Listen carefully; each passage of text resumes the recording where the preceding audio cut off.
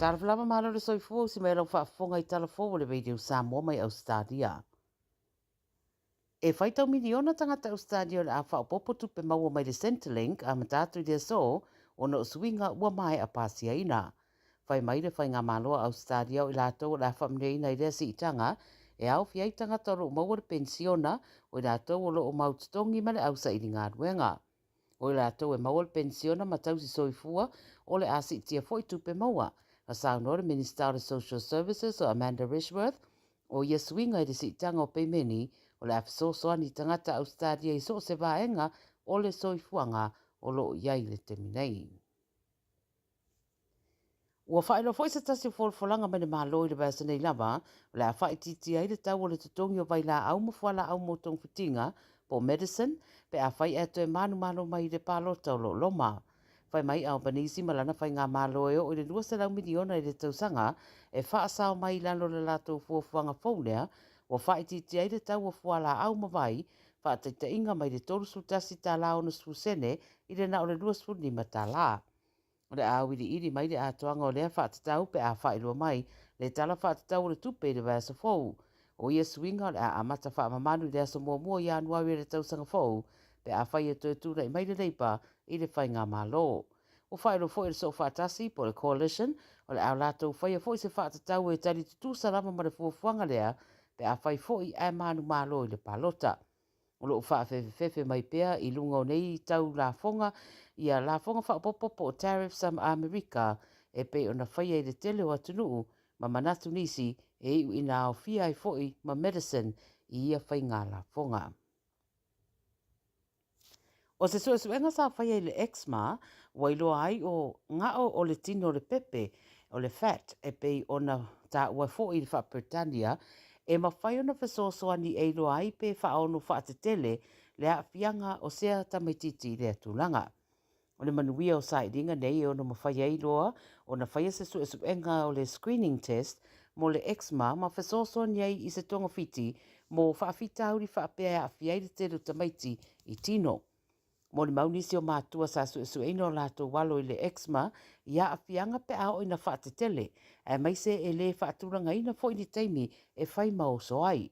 O le suenga la wailo ai saintisi o le ngao po le whatoro te wina le tino le pepe e whaingoa le whaapertania o lipids e iailo na sotanga I le whaatetele ina o le eczema.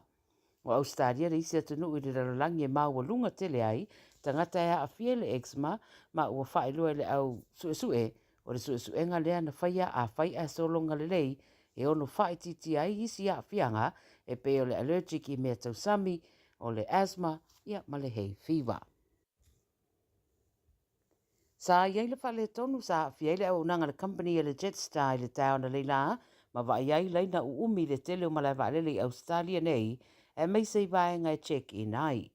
Whai mai ripoti o le system sa whale tonu mo tusia le au nanga I lunga o peng te whaelangi ma whao ngā lava whainga sasa wa I tausanga o tea e wha ngā soroi le au nanga. Whai mai le whamtaranga mai malai waalele I merepone o tu e whaalereia nisi o masini mo au nanga mai whaftaia foi pasese le onu sai I suinga sa whafua se ia I le tau ana rei nā. E le ieni whainga malanga na toi suia taimi o no lea whaale tonu ia mai whoringa ua toi solonga le rei I le tele o malai waalele. Ma le tala muri wa toi alia e mai foi nisi li poti o se tangata o tau mawhai awe wha maalosi ni tamaiti a onga mai merepone ma walapta I ai mātua ma ainga ia mātala I le atulanga. O le vasa nei wari ipatia mai ai le a onga Caulfield Grammar se tamaititi a onga sai le wharewhata li pasi le tuli manu Albion Road ai anga I ana le tangata rei se ta'wale ma whaatonu le tamaititi e oso it's tonu. Musu le tamaititi ma anga I le a onga malongo na mātua. Peso ta ia ne loa mātua I le a onga matu ina nei ma se lapta inga loa iai mātua uma e tusa o lea mata upu. Whai mai le a onga wa mai alongo ina foi leo ma lo whai nei suenga. O se taimi foi ina ima mau atu sa tūra ima iei foi nisi tūranga whaapea, tau mo whai iei se ali ina luana I se van lanu pae I whaai tu o Tullamarine, Blackburn, Doncaster, ma Baronia e awe wha malu sia ni tamaiti a onga pe I tai na sosora ese ma ele I manuia na tau mo whainga. Walapta ia la mātua ma so stangata I whaai tu ia o merepone ia sira totoa I ia tūlanga mo le pui au whanau. I o taranare mai te o Samoa mo le nei fo yaso, manuia ngā nuenga o whenga iai, soifua. Radio Samoa. Taslima iwa tolu. Amo. If you feel on a rental se whaalau ilo antula na whaabitoa mole masi no February mamati. E losful posene ua pa umaula lo aile tongi pe antolu aso pe silia tu foil e te whaongai nai so se taavale. Ma mawailo avado ile se i e awhetala Samoa ile whai unga o le basina. E ma whaiora piki le taavale mai le malawa lele i whaleolo. Polo tanto ofisa au tu i ala fua. Pe mamuli a tu foil le whaletali malo o lo o e wha mautu ai. Ai ngā whaabitoa. O lo iaia tanto insurance e te fili mai ai ina nei tupu se whaalawalawe ai olo o iai le whaamama avenga. Mara tuolo iai le tātou account i New Zealand pe lafo sa fo i le moana e wha o ngā i le Pacific Easy pe wha o ngā fo i lau credit card e wha atino i le tongi no lo sa. Mori si whaamtalanga wala au le Pacific Easy i le ovalu se lau o tasi onono. Pe asi le tātou Facebook o le Moana Rentals o le upenga ta wha ilangi o le moanarentals.com. Moana Rentals o lau paanga e taitoloina oe a o e malanga asiasi i Samoa. O se tala fia nei Samoa, wei nei se tautua ma se unanga family noto mai le company o le City Craft watu si tasi dua lua Lincoln Road Henderson. Te maua iai le tele o tawa la poa band e o foi tatu tawa le laiti. Tania foi la tofa le tonu tongi e talafu mo le tatu cashback. Ama tatu lima se lausi aga ia tu le lima afe tala. Pe so te mai ungia Peter Pernanto le numera o lua tasi o wale walu fitu lua. Pe ama naumia se tawa le fau molo ainga i le tau malulu. citycraft.nz. O mana o mie o e po se isi lo a inga se fesoasoani tau fe malanga inga mo New Zealand. I mata au po e pei o le vaita mai no whanau po ngā luenga. A whai o lau tali o le ioe, wala au loa Ken Fernieho o le Fern Immigration Services e iaila na laisene. Ma ua silia ma le se fulu lima tau sanga o lana tau tua. E toa tele tangata o fesoasoani iai Ken, i mata au pu tau fe malanga inga. E au fia ai mata au puna o atu le tribunal. Ma apili le minister.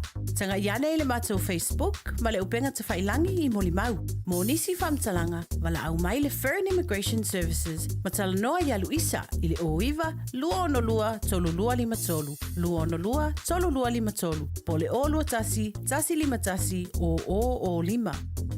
E le whaingofia le soifo i anto whanau ia onga ona o le taunga tau le soifo nga wai nei. Ai o te peraina e le Digicel se whaapitoa e te ono marumalo ai i whailonga ta i lima se lautala cash e se fulu e se ina yaso for Rayleigh te tasi e lima whailonga ta i lima se lautala mo Risila, lima whailonga ta i lima se lautala mo au se talia. La fonelo sa top up lusu tala pe siniatu mo soga varoa i te ono marumalo ai. E te anga wa fo ipe a whaongale au nanga le ClickX e lafo ai le seleni i le MyCash a le Digicel i Samoa, Fiti, Tonga, Mavaruatu. Ia inga o le rei whaapitoa, mo nisi whaamtalanga, asiasiane i le digicelpacific.com. Sekia Digicel. Talo va Samoa, waule nei o kaspiti alu, awal sui alingila o le kio.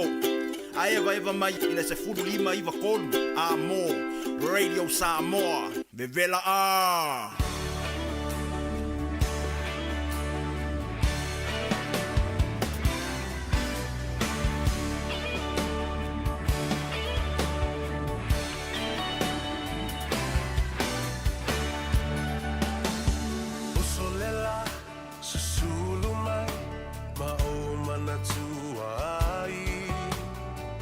Samoa, le nuu o te nofo ai.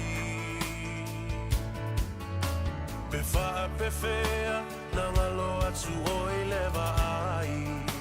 Samoa, o le penina, o te fia i ai. O solela, susulu mai, ma o manatua ai. La u Samoa, le nuu o te nofo ai. Pe wha pe whea, nanga lo atu o i lewa ai.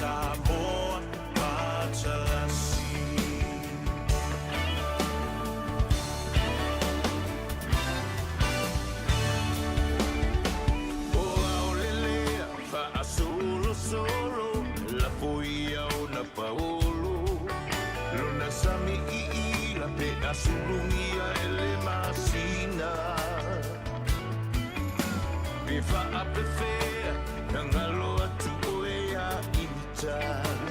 Samoa, ole penina, ole vasa Pasifika. Angi mai se matani, se momoli atu ai.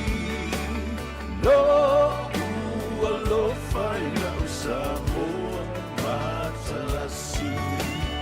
Angi mai se matani, e momoli atu ai.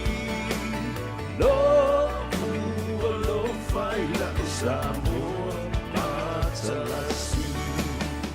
E ale nai peo no ufai atu, wangi mai o se matangi, se i momoli atu ai o alofa nei mo oe lau Samoa, lau pele, ea. O le was 4 minute wa te aile i tu la e wha, e le tautua wha au pea i launga ngana, le siu whafonga o Samoa, le radio Samoa, sfuru lima i watolu a mo i au kilani nei. Ia maise wa tawarunga atu ai foi, o tātou telefou i vai whanua, ia maise le au nanga ma le tautua, a le tō wha i a whafonga mua, ia po le talenga fo i a seu manu Francis Ioane. O moli le wha maloma le wha aftai, i lato uma sa urua i fola le whala i le tai au, peo na iei le sunga le li awa, o ia ta waimeni i a wha pia fo i lona au waa, se ia o mai i le whaime maari e leo o tia tia. Ia, to so o atuai ma le talenga i a whonga mua.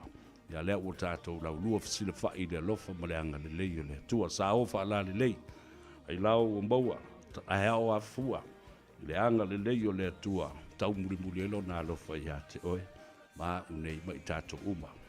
E ui le tele o mea tutupu mai ma futuleni mai, i lea taimi ma lea taimi, e pona tia ai, lo tātou fia tamu fai, e le ma fai, o le fili e tā. O le fili e tā ma tau, e tau wha oso oso, ia ma oso fai tātou i lea taimi, ma lea taimi. A le nganga le tua, e manu malo. Yo, e tātou te tuu atu me o me le tua. O sa au e ngei me o fai se. A le nganga le nao le tua na te moli mai. Le fe au tā ua. A wafo i, e le ngata ina o mai ia, o mai le nganga le tua, po le nganga pa ia. Ma le nganga sa. Ai o mai fo imba, fetuleni mai, ma mauli ma nganga o tātou ainga ua fai ilangi le fo launga. Lātou te whesoso ani i le tātou ngā ruenga. Ia ma lātou tu o lalo, e ala i musumusunga. Ia whapena fōi i mawhauwhaunga. Ia whawhitai le tua, ia u mea lofa, ia meise fōi o le ola ma le malosi. O le ea o lo o mana waina, i le aso, ma le aso, ma le aso. Ia o maua i le ola o lo whaatino ai o tātou tiute ma Faiva alo flima.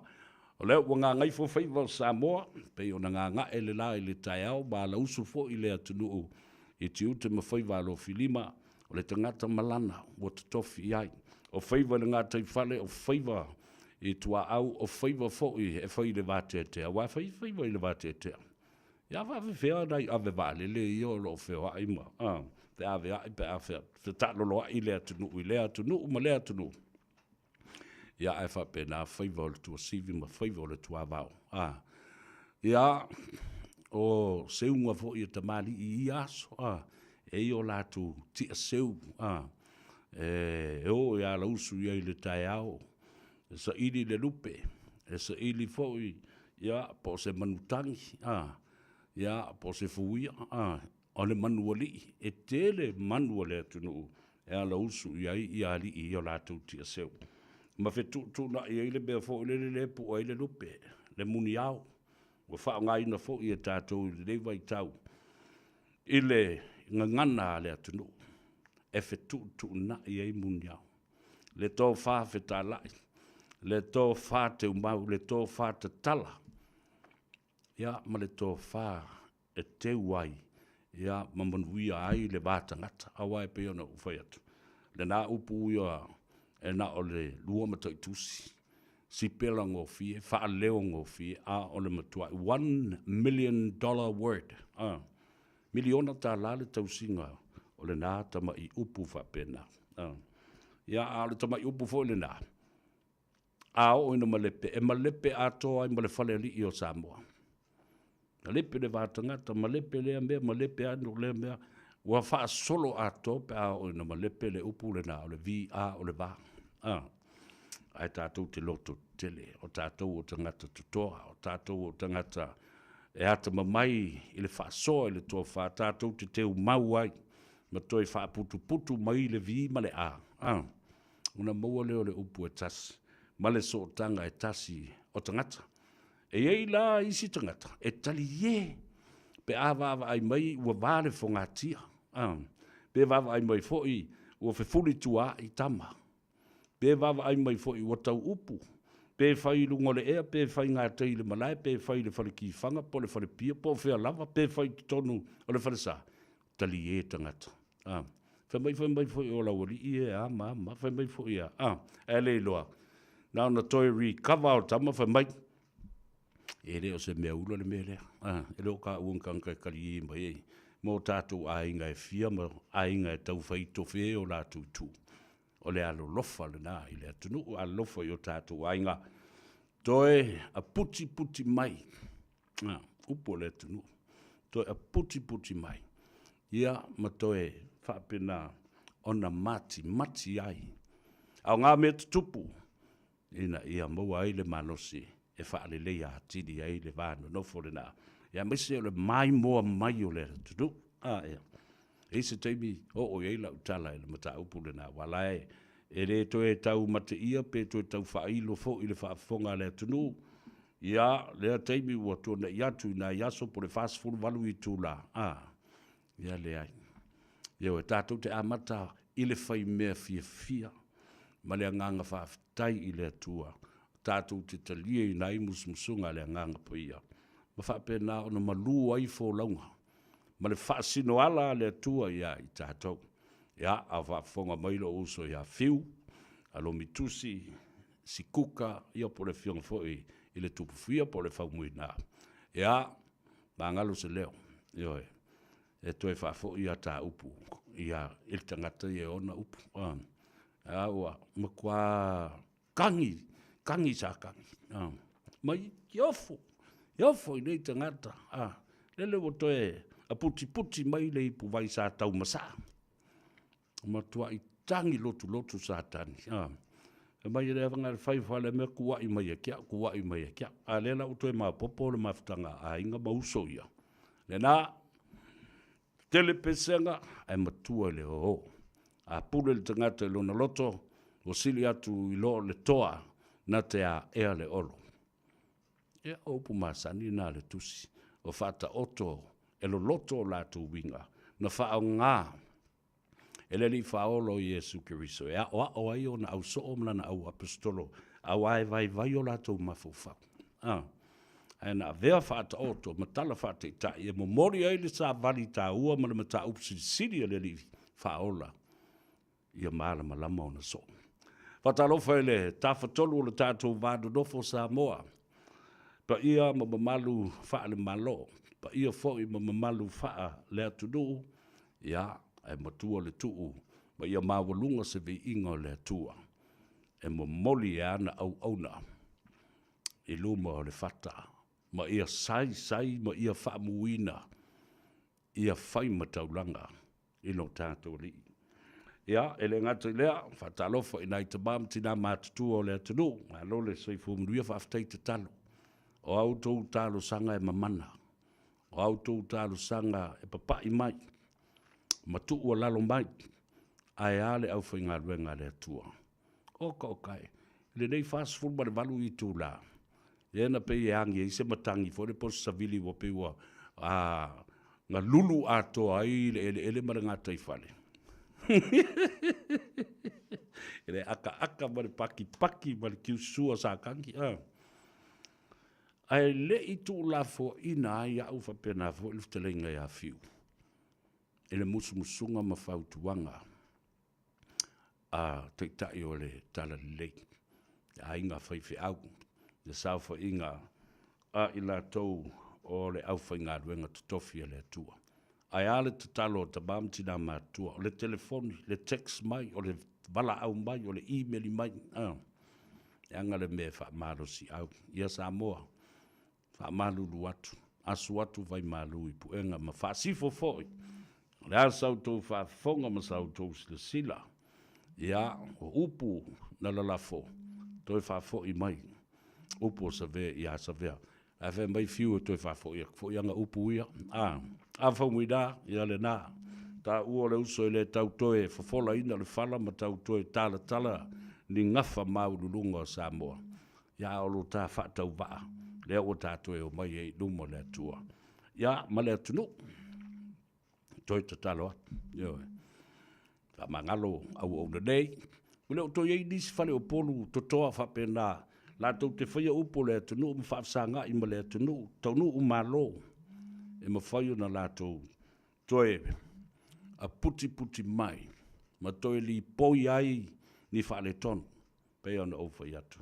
Ia. Ioe. O mea e whapena. O na tupu au mai a vatu. Ai tu mau pea le nganga. O le whea fani. Sili atu la na malosi. So tanga. Malangona. Malama. O leo ua iei nei. Nai lo isi ti apolo ma isi au tau whaaleanga. Ma le tau mawhai lava e wha ma sofa le wā. Ia. Ia. Ta mamutina matua o ai lava sa whaina lo na whingalo ma lana whafonga mai. I le fastful valu i tu la. Leo ua tua na i atu. Le nā. Wa mau atu le tai ma avatu ai ma whaatawhea atu ai. Ia tau nuu ini nuu ele einta ngata o lai. O nuu ele ai ngā. Ia le nā whaatai le tua. I lana musumsunga. O la mwhai na vemata iala. Ia i tātou ma tātou whai unga e whaatino.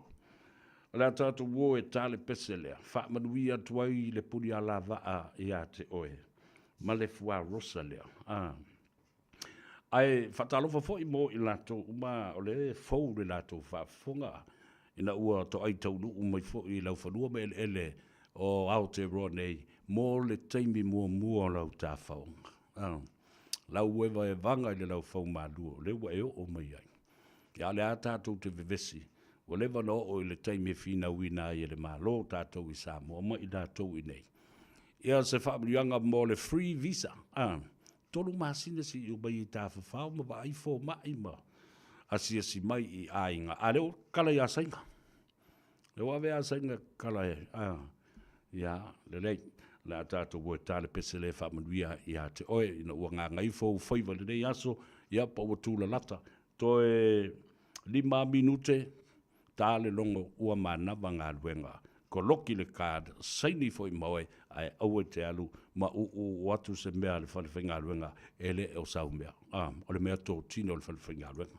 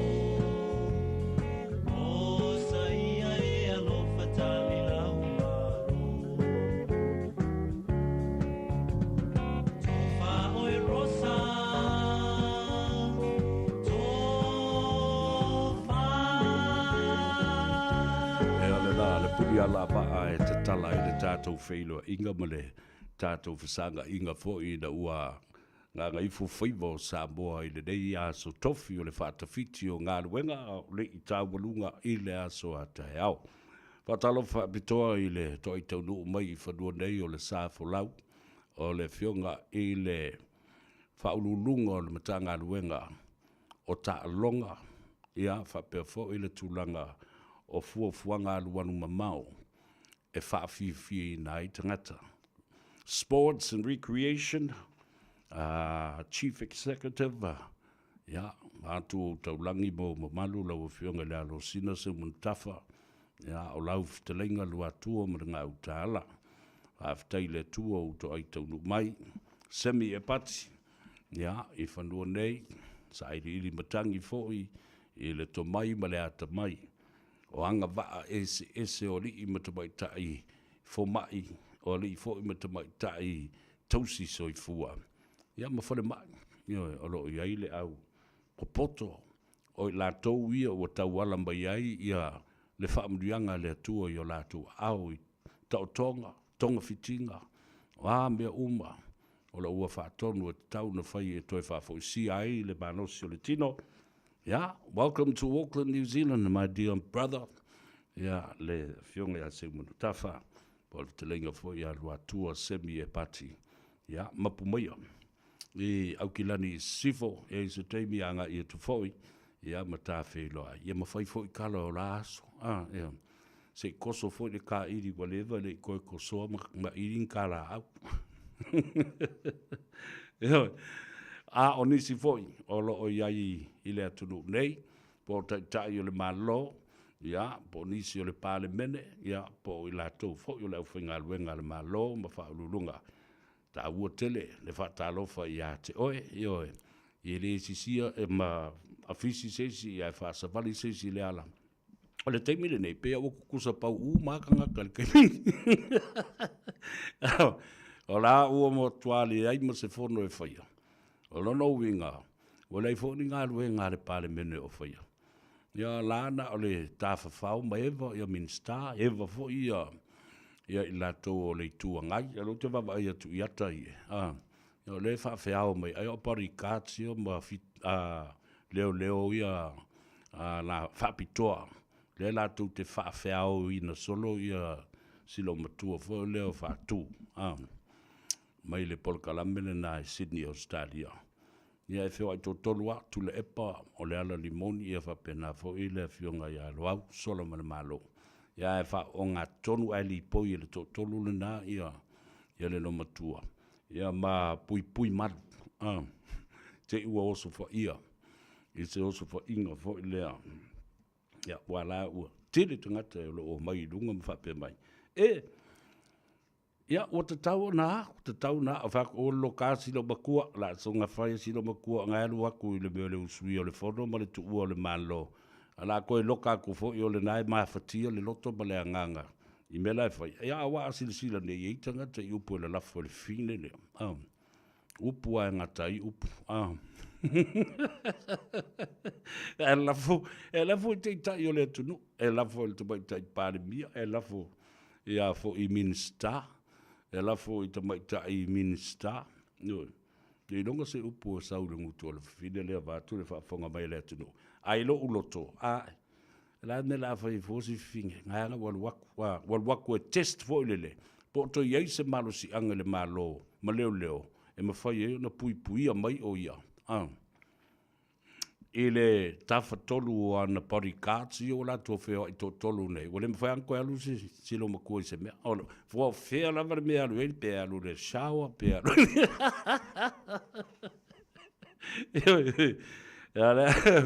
Ea o tau muri ai pari kāti I'm a tua special pari kāti.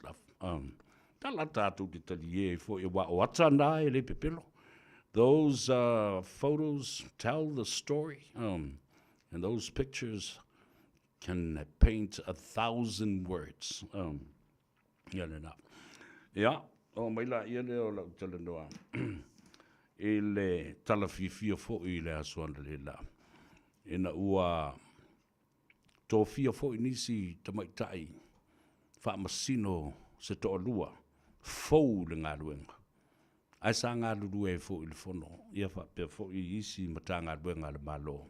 Ma ua tiri ona si I mawalunga I pea, ma tū mātila le tau mawhainga ata maitai.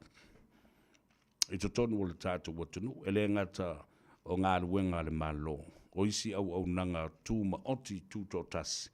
Ia a o le pisinisi lava la tau ia, ma le atina e ale tangata lava ia. Lea lava uo o I tonu o le whaamsinonga, o whanua maswafa, o le maota ngase. E tau fō ai whawhita uli, ia mamai a le atunu, o la tau ngase ia. O le whinaunga, I mea sina le atunu, o la tau whanua, o swafa, o ele. O ngafa. Lea la wa tōwhia I ei leisi tō lua ta maitai. O stala fia le nā Samoa I a te au. Awa, o lana winga o lea olo I ai I a le ta maitai I a lei tu wala me sepi. Tasi leo whaambasino si nia o le tu pāo tinamu ta maitai. I a lea foi sa I ai I a le tina I a sua. Lea ua lua ni te usanga talu na tu malo ma langa tu ai fui.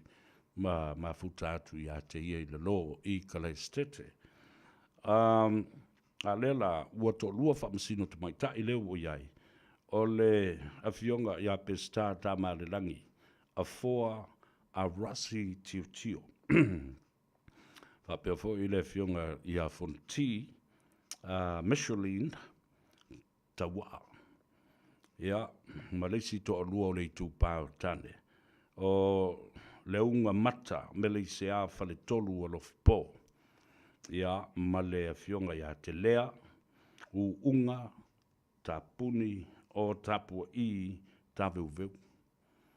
Ia, anga le leile tua masanga iane ai o le tai, ia whaia le mea mi o tonu, I le sila whanga le tua, e tusa ma le tula fono, o leo te wawai atu whapea o le aso sfuru ma le fitu o le masino a perila, o le a whatauto I nai, ia nei, a fionga I ali I matamaitai whaamsino. The good thing about this, so we can see and have the ability, the capacity of female judges of the land's entitled court. And whaiei o na tātou tilo fo I o lātou wangawaa, o lātou tomai, o whaailonga, o le lātou malmalama I le anganu o Samoa. Awa pei o le whaavai papa lea o lea whaamsinonga. Malama I le vā, le matai tusi le na. Vi a o le vā. Le vā tangata, le vā no nofo. Le vā I le anganu. Le vā o tapa au ma whale upolu. Ia whapena fui I le vā o nu. Pulenga mamalu ali I me whaipule. O le osio singa. O le nu. O le vainga o ta oto le lei whanua, malango tonu I tua oi Malesi, nuu Malesi a whioanga. E le peila o tu la whono ia na pāsi o whātope lea na sauno I le whionga I a wā ai. Le sātele rapi, they were ill conceived and ill prepared, badly drafted. Hafa sa moeri a tau sa vea tau leo pulu nao le conceal. Po ole conceived. Ia, o se mea na mafua mai se whiusua inga. Rono winga le pepe na mafua mai ina o whiusua ia se urungali. O le whaitau la le whamasino. I le pepe lea was ill conceived. E le anga le mafau o le fine. E le anga fo I le mafau o le tamaloa. Whiusuai, tu lau le whaafonga le atunu, ma I tō le whawhine le anga le mawhau, whanau mai le pepe e out fo ilo na mawhau. Le winga mōni a le nā, o le upu le nā, le tala matau tia na whai e le fionga I le pelestene o whaamisinonga. Mea, pili e luasfulu, male tau mawhai ina ia tāwa vai ese, Ia le whaamsinonga whanua ma suafa ma whaatu tō tasi ma whaatu mātila. Ia ua nei toe a ia mai le Supreme Court ma le whaamsinonga mawalunga, ma le whaamsinonga o talo sanga e toi ilo i le mea lea. Tu ma oti a i lātou, ma whaatino lava i lātou, a lātou a i atatau. E le toi a vea lea i atatau i a i lātou, e o ai ilunga. E whaila le mataupu le Supreme Court, pe ave le mataupu i le Court of Appeal. Whaamsinonga o tālu sanga toi ilo. Lāle mea la iana le mawhaiuna whailalo i le mele whaatu ma oti e. Le ai ni tangata e whaatotonga ina. Ia le whaatino ina o le whaamsinonga le nā. Le ai nisi o anga waa. Matala whea ngai la tau te o mai whaida mea lea.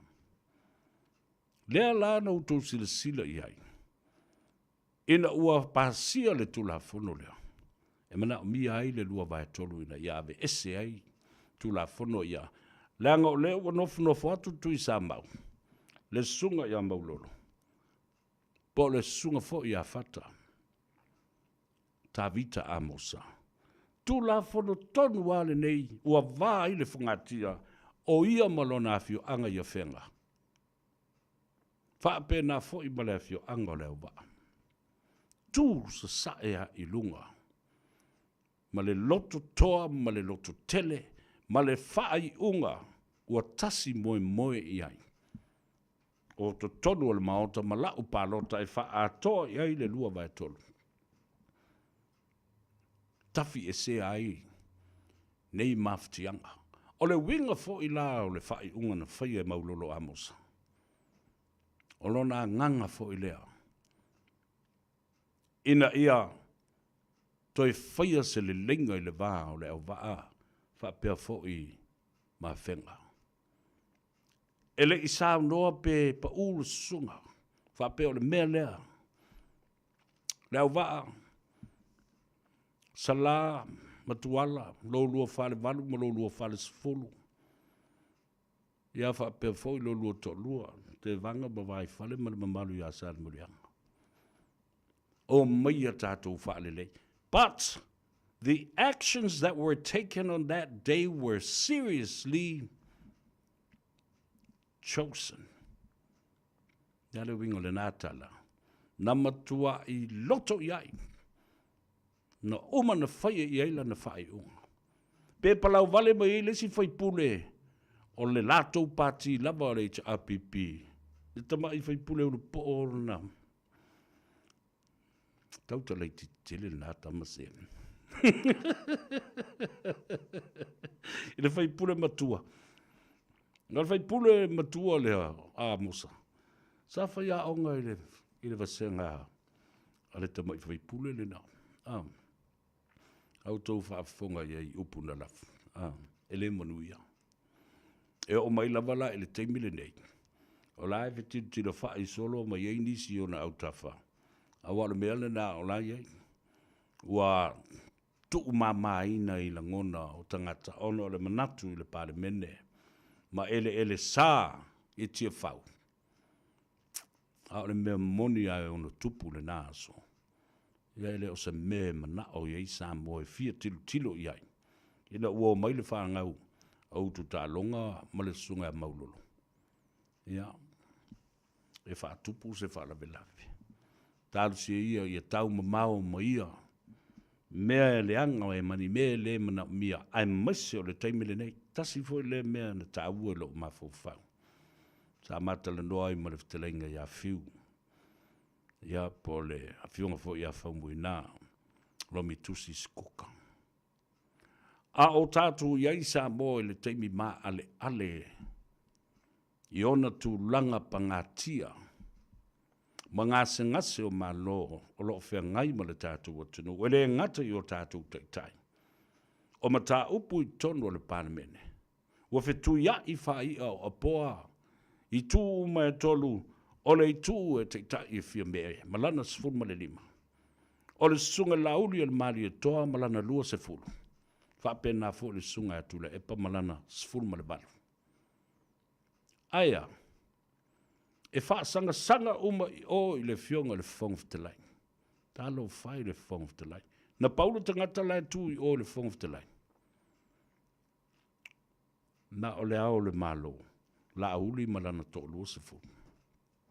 Ia manino le mal malama le mele. O le pawa atoa o loo I le whongaftalai. O le pawa ma le malo si anga le nā. Wa whae e atu. Iona a au, o lona au, ma ona tau au. O le suiva aia le nā o le fionga I le au, ma malu o le malo. I to tonu o le pāle mene o Samoa. E whai ai whai unga. O lona winga la, so se tei mi. E tula I ele whongaftalai. Ma tau wha tonu, tau wha foe atu, winga pā a o isi whai pule. Ma wha pe atu, no foe lalo, a lala mai lalo, o le ao le malo le na o sao no atu mpa uru malanga. No foe lalo. Ko keke ango, koe wha. So you see, ladies and gentlemen, the Speaker of the House, with all the power and the authority within the head of states, are all vested on the shoulders of the Speaker of Parliament and the Speaker of the House. Then ale mea tā uane nā. Na utoi alu, utoi tilo tilo. Mātala noa ma whaasoa I fwoi ma se tasi o uso. I le whesiri lena au mai e le fionga ia afa, le sunga ia afa Godinet. Le atau sa vea. E ma whai na wha malo lo e le fionga I le au malu le malo I le tumaita I pare mia. E ai inga o le tulafono. E ai inga o le tulafono. Ai, o le pale mene au mai ai le whai numera e whaatino e le mea lea. Ona toi siri mai la ia leo o le sunga ia afa Godinet. Ai a pe a whaata ape le pale mene. E ma whai e lea o le malo. O tali o lo sau le whawai. I e mawhai. Ai se I vanga nā. Se I vanga nā. Ua whautua ina e le fionga e le tamai tai pare mia ma whape atu roi lau sunga e le malu le malo lau fionga. Ia whaala la mai whape au. Le so te tui nā tuai ia te oe le pelu e ma ai uma ona I tu e lua. A fio mai loa e alu lau salalo. Upu whaafeingo fio le ngana e whao ngai a so uma. O le pelu malusi le da. O le malusi anga te le na. Only through advice. Ale la au toi wha sino mai ia te au. Sila le tamai close lai lalo ina. Masalo ele iwa ai umai ele tōtele. Ae sa o ata. Mau whapeokta whewhe, nga whawhewhe nga misi le wa ai. These clauses you got to read between the lines. Whamai. E ma whai fwoi e le fionga e le au malu le malo. Ona whaatea le parimia, pe a whai o le malanga.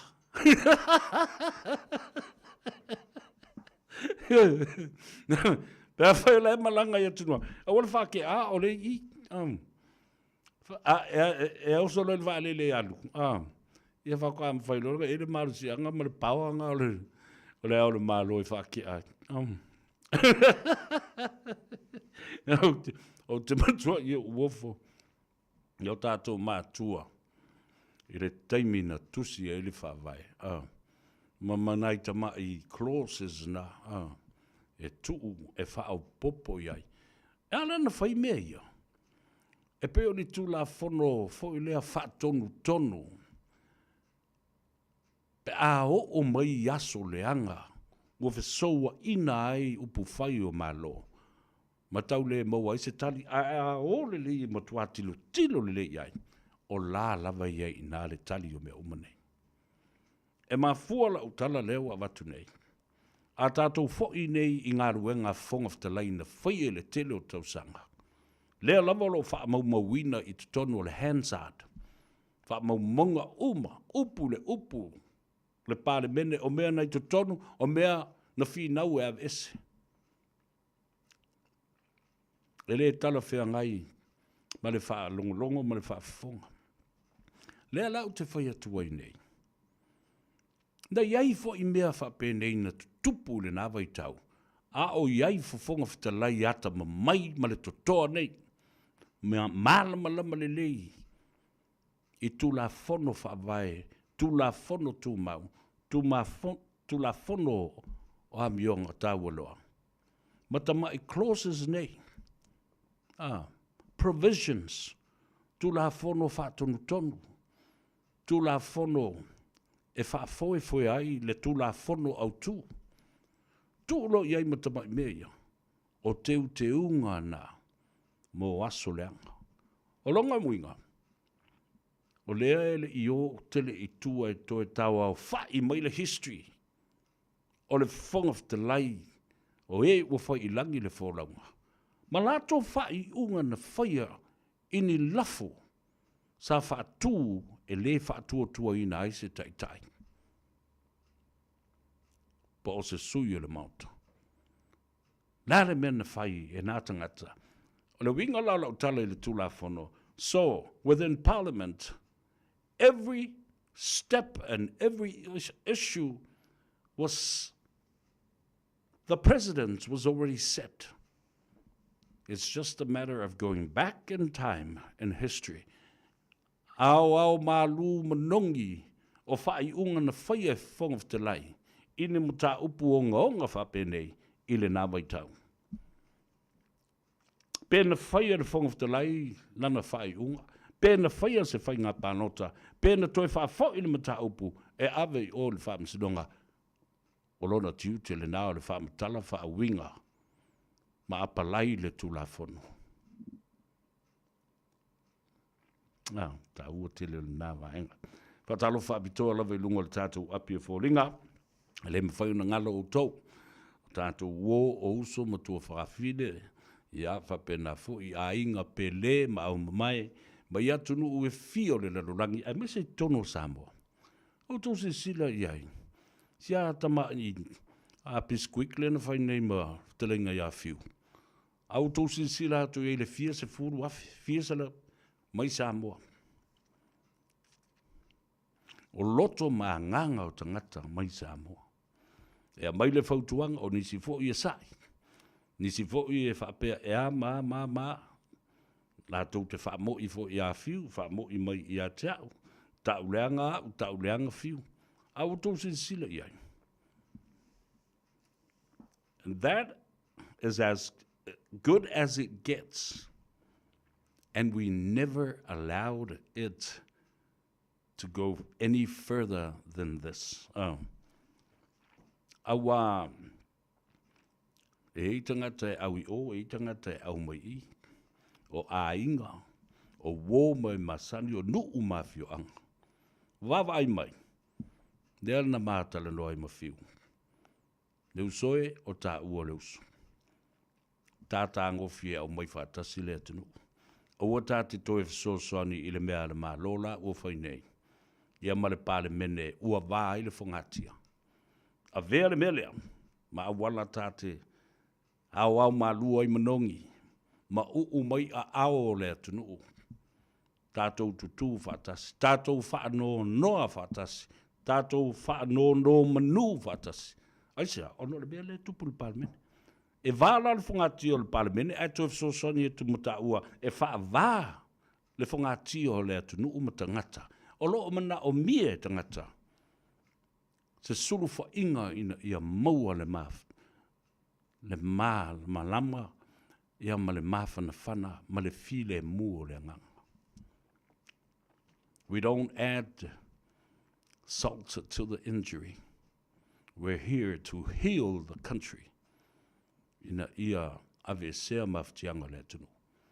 Ia na tātou whai me fia ala ia le a o tangata fo I o lae te maua le au awha e whapea, kāro sia ia malepea ia whapea ngā ma whaingi fusu anga la wali i ngā whaingi la ko au kau mo. E re whaia whapea nā mea lea tunu. Ioe. E re whaia whapea nā mea Samoa. La whea kwa la malepea e wha kiri wha malepea ia. Le ala le nao le nganga whaftai ma le whai mea whiwhia i le so. Whaftai atu ai i le tō whā le tunu.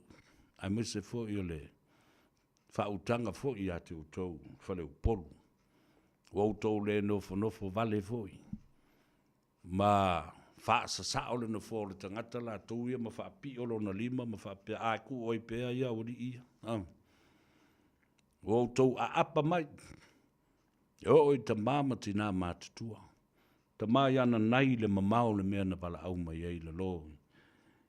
Hamilton, aolo o i te tonu o lana fō mai. E ma mawha i ate ia, le amatali o le polkalame a savea, a o iei mea nei e whaafatu ulu i le mawhauwhau.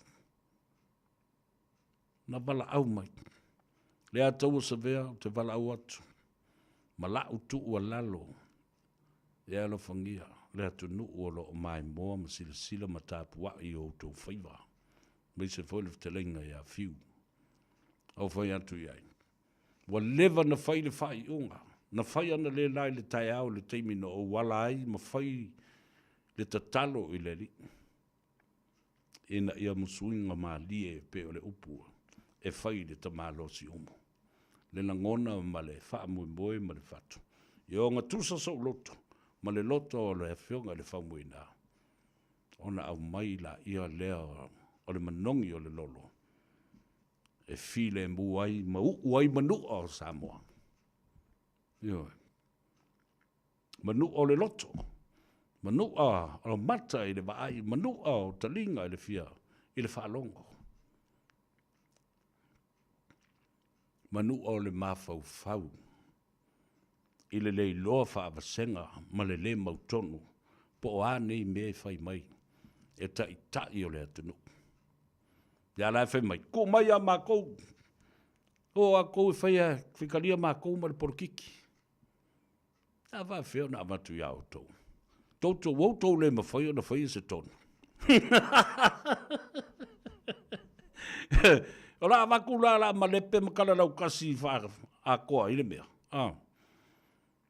tu mai a mato fikalia mato no na pauta ngata ia wa avela o whaatu tuanga il te mire nei. O whaululunga o matanga luenga ma enga tuma oti ale malo. Ina ia awane I muta le au nanga. The service is provided each and every day. 24 hours, 7 days a week. Ma talo fo le na ale ato sa vema tato uma. Ia maua le malosi o tau uma lo ngā lulue.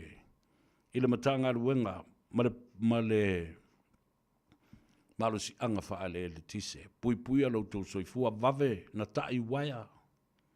Vave na whaale leia le sapalaio le tise. Luas full fight tu la fitu asu le vai asu. O tau alo ngā lulue le suavai. Ia whaape nao na whai. Ia wha so le leile suavai. Ia so o Samoa. I le vai inu mama. Ma ia ola paipai teimi uma. O le mea pole sa whai tātou o le ola i le vai e whaatapura ale teimi ki ka ele ai, ma le kaimi ki re ka ele ai. Ba ua inga I koe kia se paipapo se kia se moli. Ia tuu nei. Le fufuanga o leo lo wha ngā solo nei. Tai lima I tu lai o lai le pawa I lea matanga I lea pitonu uma lea I tu malo ia shut down. I le te tavu na iei ni mea whapena. A whai foi o ni whale tonu sa iai, talu mai le paia inga sa iei mua. Ea o mea na ua lewa na tau na toi asia. Ma le si foi mea ta ua le na. Ngā luenga ua uma o ta I se furu tau sanga, I le ba o le fitu se furu tau sanga o mai na whaatino, I isi paia inga o mai. Ua ta tau na toi asiasi ai. Wa te tau na toi asia ia ngā ruenga ma ia ati nae. ina ia mautinoa, o loo whaalele a tili. Lua, they are being maintained continuously. Ia wa aia pēr I te mi o mao.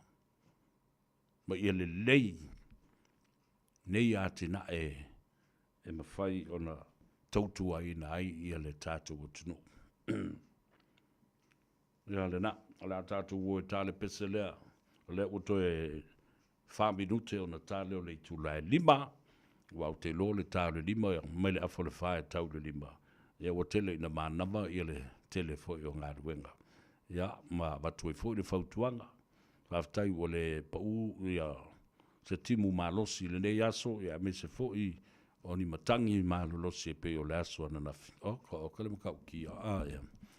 Ia, a le whautuanga māsani le wafoi. Mailo a inga le si ufonga Samoa, le ia ato sa vea maranga ngai fo Faiva, Fai maari e lau sa. Ia, la papale fo I lunga le awala. Ua le lava o lo ono sa I mka kui sololi mo ima oma ma la fo upu fa pena le si ave tavale le si ave ka vale le lava fo lo no sa I vale fo nga ka vale e kui ak fa pe lo lima tu lo fa fo mai ma le mai mo mai le tunu ai ele anga fo le ulo nga ka vale e vale fa tu leilan tavale po loka a toa le a sa ku ilo nguku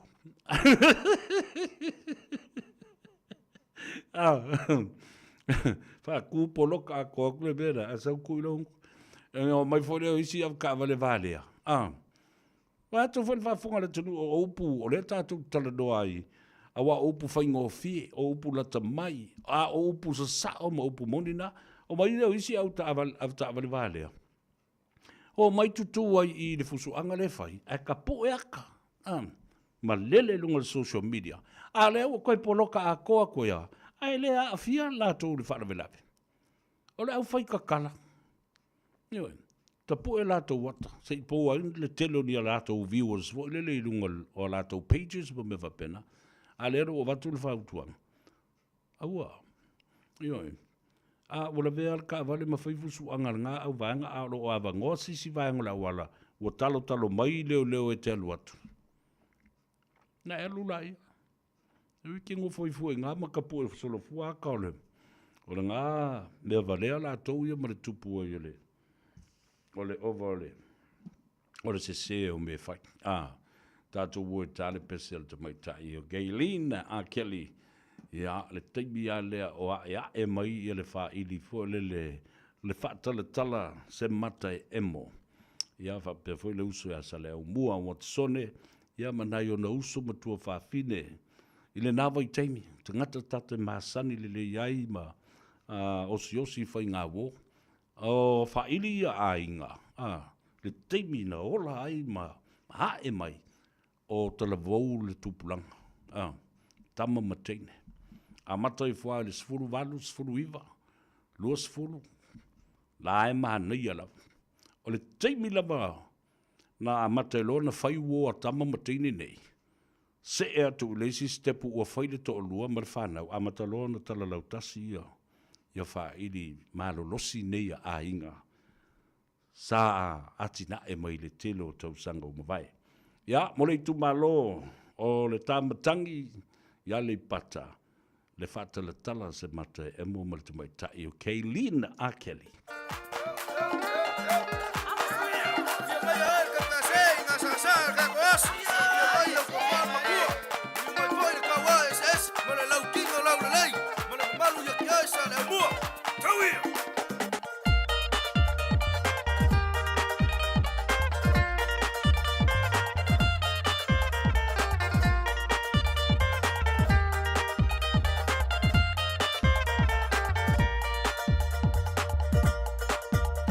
All night.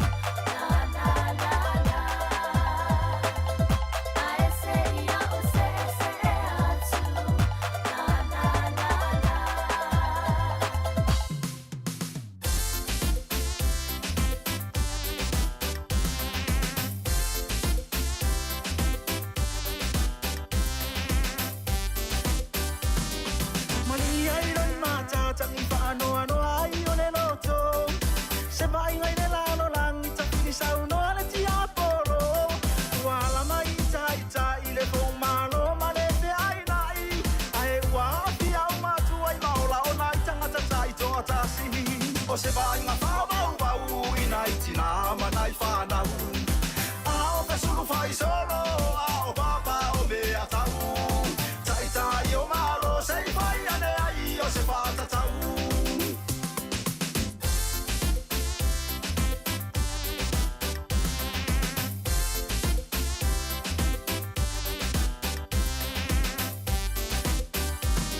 Ua moni ana tusi paia Ua maanili o le alofa I le whainga o nai tangata Pei o le whainga o ni mea ola Se so le putin pei le ai o so ai masau whanau Whaonga se se o le pau e whai ai o le ola le ma whau whau O se vai ngā whau wau wau I nai tina manai whanau Ao pe suru whai solo Ao papa o mea tau Tai tai o malo sei whai ane ai o se whātatau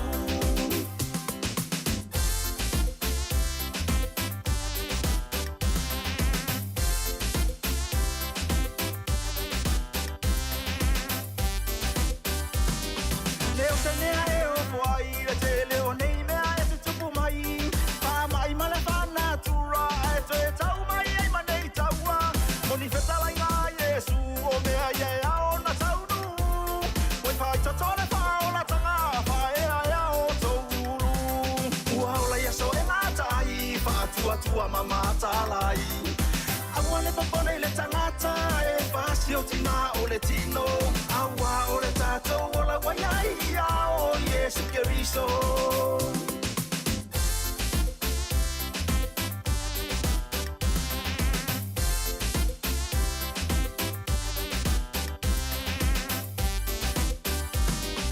Tātou tui le atua na ia tātou so kerisiano No ia I whaingata e ala ture I le katalo Tu mau I le whātua tua ma te pere whaola tanga mai I le atua Awala le popole vale aolo na whina ngalo ia whaamuamua Ua ola ia so e ngātai whātua tua ma mātalai Aua le popole le tangata e whasi o tina o le tino Aua o le tātou o la waiai ao Iesu Keriso Ua ola ia so e ngātai whātua tua ma mātalai Aua le popole le tangata e whasi o tina o le tino Aua o le tātou o la waiai ao Iesu Keriso Aua o le tātou o la waiai ao Iesu Keriso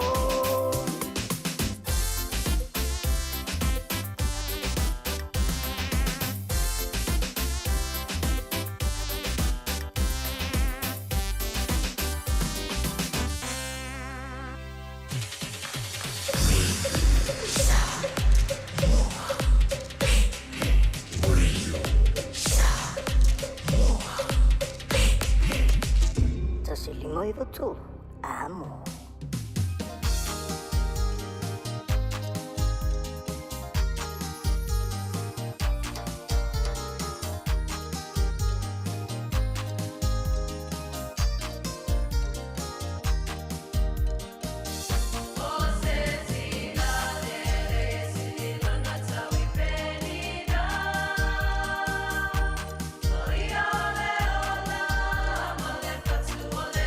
Ai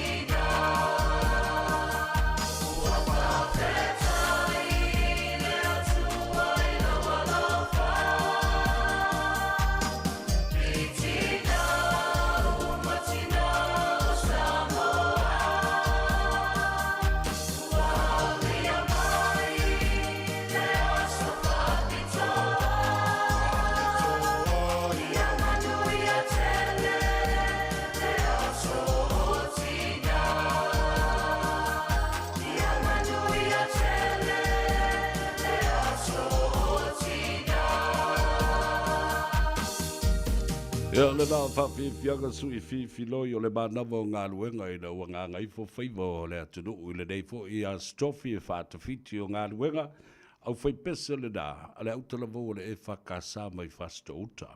O tātou i le mata upule nā i le au whaipese a le e kalesia e whakasā malana autalavo i whasto uta vātu taulangi ma malu fo i o le awhioanga mali tu malo. Ia o le olo o iai i le lātou wha moe le nā. I le aso lua sifun ma le valu o le masina le nei o mati. Ono no wingo le asto na i o le vai as fau. O le tu lai ono i le afiafi. Se i o le tu lai se fulu. E whakasa fasto uta corporate table o dinner. Ma le wha moe o tupe ume ao ma maua mai. I la utou fua i ma le alofa tūnoa. Ia male au mafola, ia. O le a whatino le nā i Malaiola Community Centre, numero 11 Waiko Curry Place. E lua awheta la le tau le laulau. Mō tangata e toa se fulu i le laulau. Ia, ma isau ticket wala wifo le fionga ia leo Pepe Talai Junior. Ia male lātou komiti whafoe. Ia, na ia toe fausia. Ma wha le leia le malu tā puai, o le awhio anga o whasto uta. Ia e peo nau tau whafonga mai iai leo whai pese le nā le au televou. E whakasa whasto uta i le aso tonai o le vai aso fau. Ia, ona o mai leo la teledoe le mata upulea le wala au mai i tangata. Ona o le porkalambe fo lea o te whaia le aso ngafua ma le aso lulu. O le malu i fale. Le malu i fale ia bale te maita ia e mele palambo. Ia o ia le nae whafsota ia i le vāo o tau le ainga male fale tupe. Po whatever banking, financial institution. Sa ili ese mo kesi o le tau fale. Pre-approved loan for your house. Ia o le numero la le telefoni. Lea o wala au mai ai le to tele mo le te maita ia emele. O le olua fitu, valu tolu fitu, valu wha, valu o. Olua fitu, valu tolu fitu, valu wha, valu o. Ae mo le whaatino ina po o le whaio sau life insurance policy. E te maua le sunga ia Matt Luatua. I le telefoni o le olua fitu, valu tolu iwa, tasi fitu, tasi wha. Olua fitu, valu tolu iwa, tasi fitu, tasi wha. Mana tua o insurance nei. Ele ngata o insurance for le critical illness. E ke le oki e fo le ai motua i e tinga ina. E se mai le life insurance e longa e pelo mata fato a mola utupe. Ele mea na le iona mumusu tangata Samoa. A mai se fo tangata Pasifika. E faini me ta only life insurance. E manatu whapito na o na ia. E manao e matua lana life insurance, malana policy. O na tala maile i tua. Ma whai ele mea manao ai. A lae ola. Ele manao e tala i tua pe a uoti. E ola i le tinao le ainga. Ma le whanau. E musu. Ioe. E musu ke ua sausis ka māloa. Ai le insurance ai. Ia lenga kongi ke lo kausanga. Pe so la vol ki nga ai ki ia ka mai ki aru ai le insurance ko inga le wa kongi ele fualo se lungo le fak wala ula le o le sunga ya mats ele so me ta wol na mele protection insurance it protects your income wa la ver wole me fayuna e to fo le fainga wenga ya ai afa pe o le se la wa fe ta la le tausanga ia le to tongi o e le tausanga ato le ngā ruenga lea. Lea na e manu ai. A o le mwhauna e toi whai ngā ruenga. Ie wha au wau to tongi lau insurance le se lau wafe na. I tausanga uma pe a wheo le ati soifua. Ta ua tele ia na i ngei fo i mea. Mea ia palangi o levan kaunga ko whakaikai ai. But I think it's the thinking around it. O le mindset le nao tātou. Tātou te le mana na oi whaise mea, kāku ki polongai, o kāku whioki. Ai nai nis tangata. Ai mitea tātou whanau. Ia le na.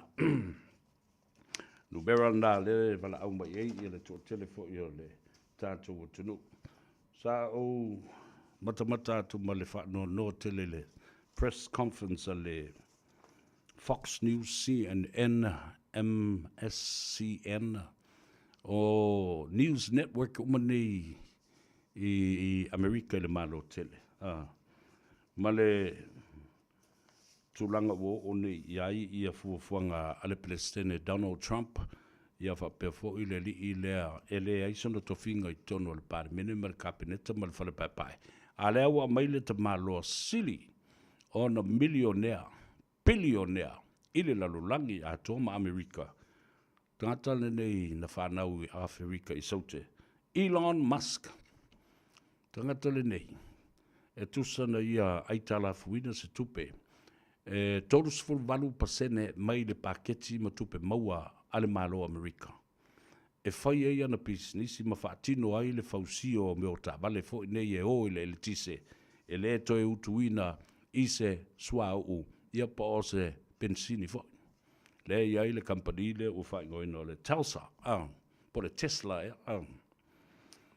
Le mea la watupu. Watu ina tu nei. Tu sa o le ngā ruanga sa o le tangata le watu ina tu ia Donald Trump. O ia, e tu atu ia le ki nā te tau fia ile toi whao ngai na se seo tupe. A e whaalu lea o ngā i mea ia on waste products. Tele mea ua whaalea o ngā ina. Tele la pisi tu lau whaafonga le tunu umale ota. Le alu ai tupe. E o mana o le tamalo lea. O ia lea la sefeina. E tusa male lua se lau trillion. Wa ese mai le piliona, ese mai le miliona, ese le piliona, le wo o lunga le trillion. From $1 million to $1 billion to $1 trillion. O tau si sila iai. Sefer swau.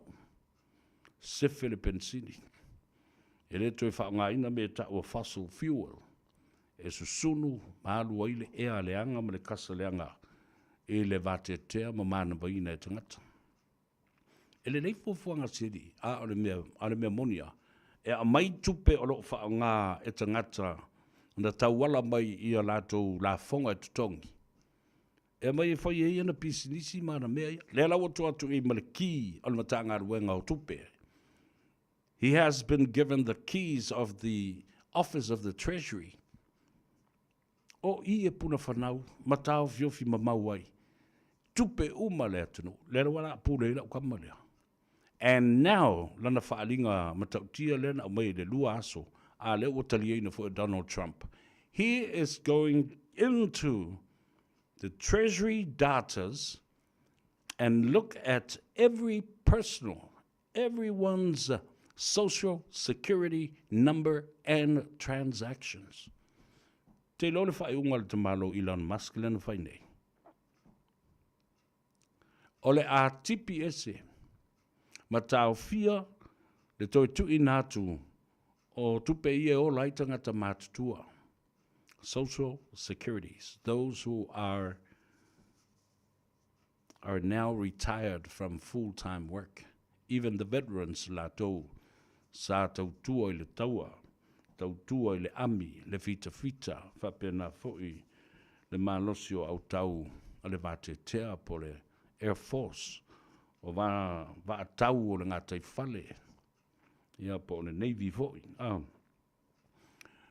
Oi, la le a whaalango o iei nei tangata. Pea whai o le la ese nei le Social Security. Social Security na, taitutusa le porkalambe lea o le whaasosoina o le tamau ainga o Australia ma New Zealand nei. The pension, the benefit, le benefiti, le pensiona, le super annuita. For my Elon Musk ya Donald Trump. Who's the president? Are you or me? Le wale longi America. Poyo lauli ia le Palestine. For my le tala Elon Musk. Social Security is a sham and a scam. Me whai tangata whaolelewa Valea ma fai me valea ma ua le reini ma fau o tupe whaalu le aonga. Ia lea la o tūtu sila ne ia i Samoa e o nei fo i lea ma ta upul whaamsinonga. O le tau fio o tupe o le fetorale 700 billion federal state funding, federal government funding. Tau fio me Donald Trump. Ia whapena fo i le lile o Elon Musk. La le me tauna whai, ia. Ka ko pisa fo ia i mea. Alae ngā ioi ia le malo tele Amerika. E leo malo lo. Fono lava ia so uma.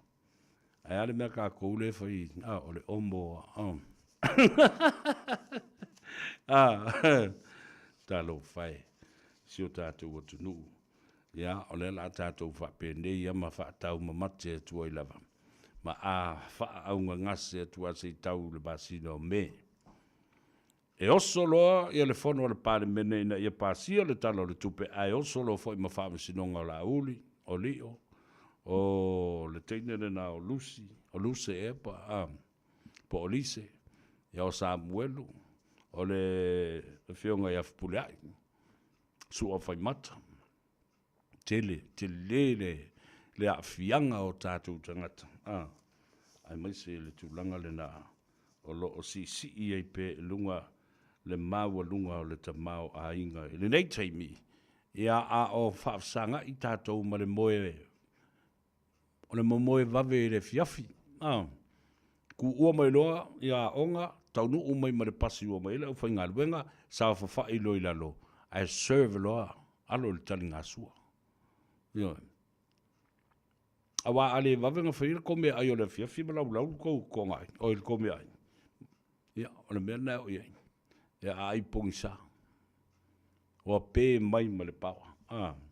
Tātou o tāle peselea lofa atuai ia te o lungo le ala tele, ia lava papale ma mau lou onu sai, i winga fo i o isi ave tāwa le vālea, ma le anga ma fau. Ki nganga i loa e squeeze atu i le vālea, e le ofi atuai. O lele kua i lava. Ai le alu fo i se tau, i se tūlanga fo, lele sawa, fo lele tau whio lolo ma tu malu atu. E ma kua oso ama pāka riu le apa. DJ Naira.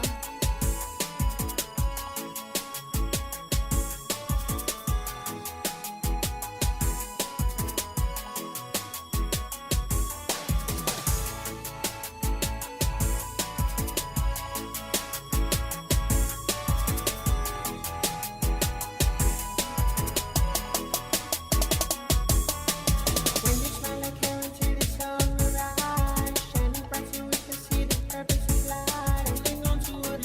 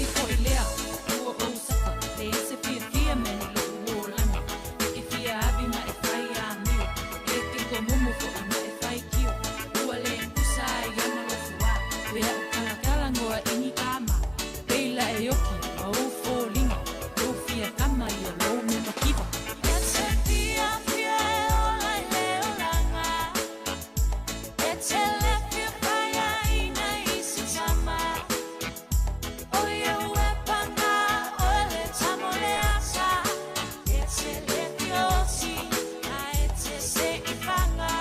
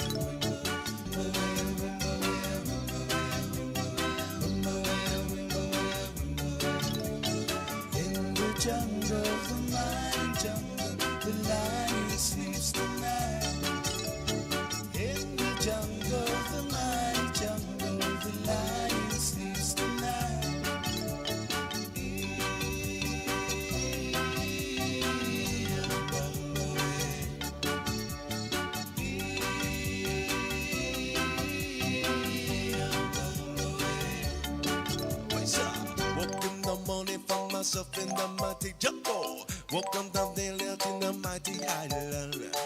Me sing a song and then you went to the sleep on that tiny dead with me body. Everybody wants say in the jungle, the mighty jungle, the lion sleeps tonight.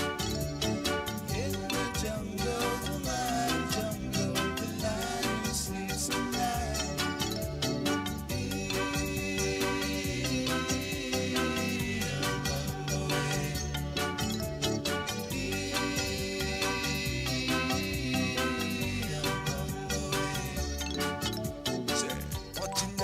And the peaceful love and balance and temple my body just to watch yourself, man. In the jungle, the mighty jungle, the lion sleeps tonight. In the village, and the peaceful the village, cause we want it when you're hiding it, the mighty one man. In the jungle, the mighty jungle, the lion sleeps tonight.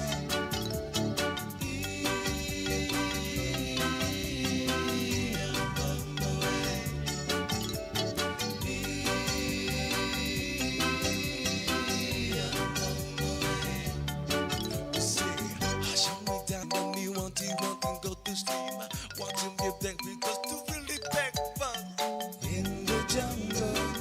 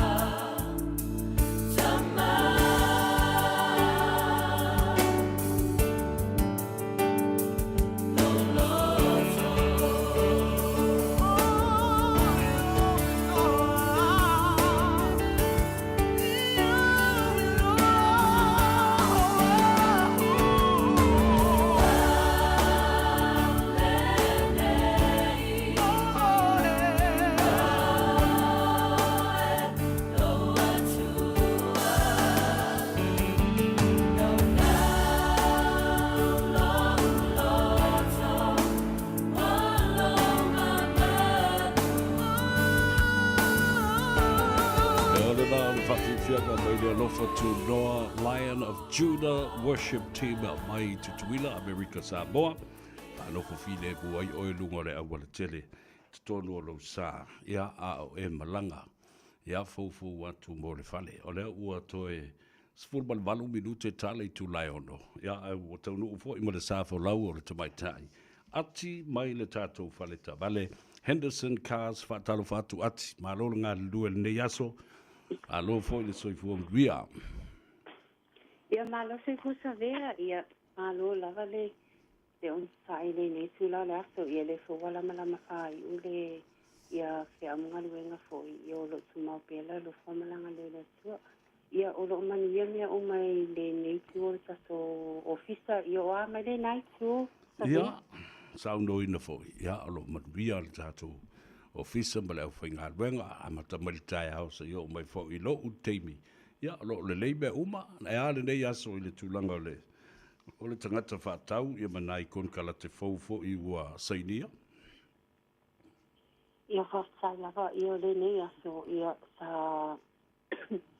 sa a masai fo i le ia sign up fo i le malu la sinu lo whape ona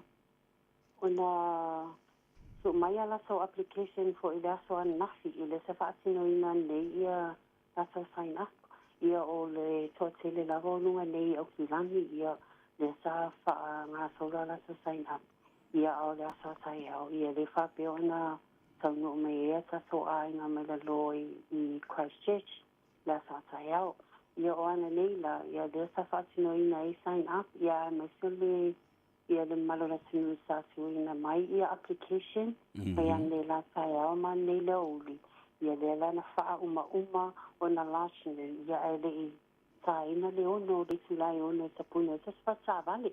Malo whaftai. O le tau le ono tapunia ia a olunga o le tātou Facebook page ia o lo mwhai lava na talai. Whai atua ia applications fo ia tangata e o lava i se teimi tū nevo le poa nā nei o le sa o le nā. Ia sa o le sa vea sa o le ia e sa puna sa so ofisa le tulai ono. Ia ai te tala lava lunga sa so media po lunga sa so Facebook. Le wha peona su uina mai. Ia details po information for ia le malo la sinu o mo e hia apalai. Ia faso a malo lo lava le tangasa le whainga luenga. Ia le su la suta sia na le po. Ia, malo, whaftai. Tai awa ena, toi tala tātou, e whamanatu le tunu. A whai e whātau lau tāwa lea whapea e mana o mias tangata whole wha malosi e lau application ia pe te lunga le benefiti ia po le pensiona fo ia mwhai o na wha ngases tangata o lo whainga luanga full time ia e alu ala tāwa le lo ingo. Ia sa o le, ia sulanga le wa e tā ua, ia tā ua lava, ia pe o na whai loa tu le i tā pokalami fo i watuana i atu, ia se tā ua sulanga lea. I le tangasa le benefiti a e tusa lava me tangasa le pensiona. Po ta so ta mama tinama tua fo i lea ua pensiona. Ia ia inga e mana o mia lava le tangasa full time. Ia tangasa ina sa we sa polo application. Ia a o le tūlanga o le peimeni ia ma tangasa e alu ai tāwale. Ia e alu lava i lalo le ngō o e le benefiti. Ia peo le toa tele na le malo le tunu le wha peo na apalai mai. Ia toa tele lava, ia o le benefiti lava le income a le malo le tunu le maua tene. Ia le wha peo na apalai ia lato ta vale. Ia e mana o mia lava le tangata full time. Ia tangata ina e susuani, po tangata fu ile e sau sapola application. Ia o tūlanga pei meni ma le tangata e alu i e tāwale, ia e alu lava le suafo o e le benefiti. Ia e tā ua tele tūlanga lea o na tō tele lava le malula tunu. Ia lo whape o nā ngai sao mai, ia ele o malama ia la tō le tūlanga lea. Ia e tau lava o na malama ia e tū i e lua. Ia e tele ia ngai mai. Ia e apalai lau tāwale i le ofisa. Ia, malo, whaftai, nei pa usi si vaenga ia tau, ia e marai fwena mei o le tā telefoni, ia ma le tā tuatus. Ia ai le i whaumaina tapo kalame, ia e te whamanatu asu, ia le tangata fo ile le anga le ingoa a pole back credit. Ia o pe o le sifo I tūlanga ina ia o le so tele lava ia ele anga le ingoa ia o le talia le Henderson cars ia le back credit pole anga le ingoa. Ia ai fo io na ia inga. Ia e depends lava le whale sono le o lo suafa ia I le ia maso option. Ia e mawhai e ona sosoani e su ele le anga le ingoa. Ia e apala e pe su e sau tāwale. Ia o le talia le Henderson cars ia le tangata pe ale anga le ingoa. Ia ai wha uma sula tāpo kalame ia su ina sula maso numero telefoni.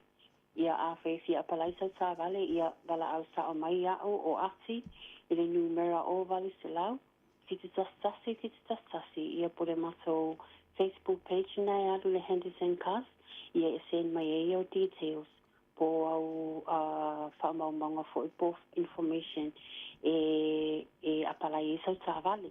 Ia le fato a malo lo tangata le whengaruenga le tūra sputasi, nā nei le po, ia o le taimi le lava ina, ia whai te whaingaruenga I le during a day.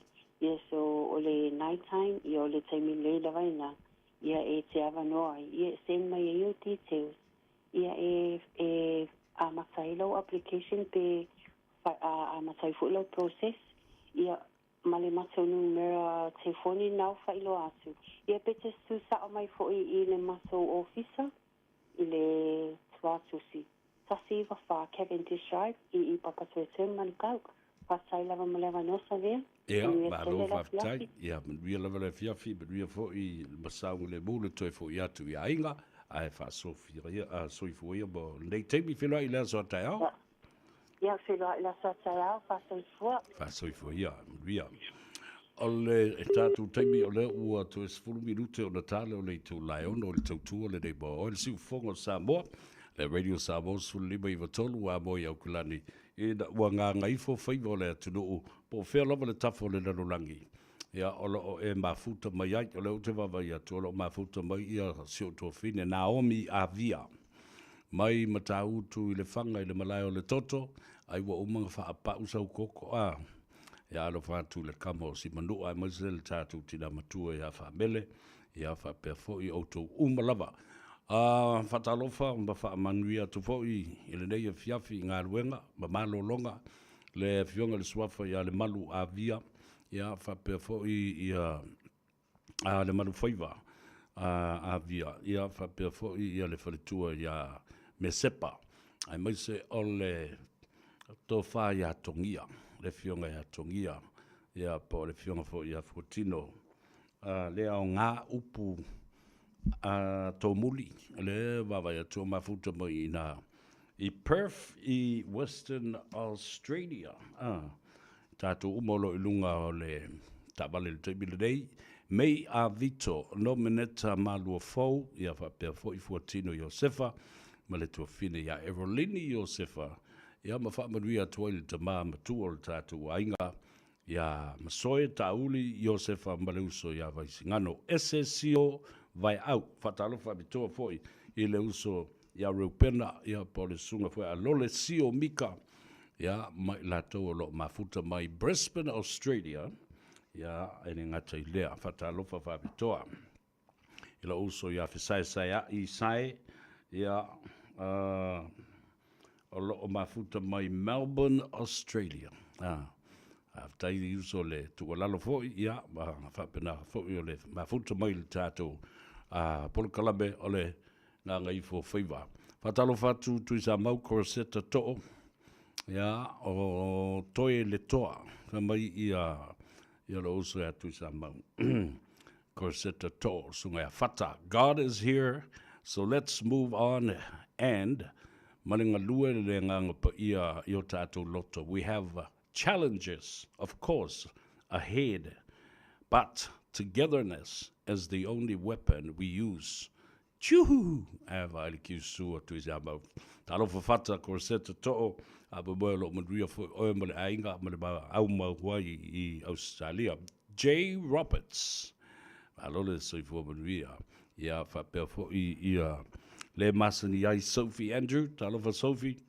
O nisi ale lua. ma le kamo skai liu sione, ko kiki afa mai o le siu.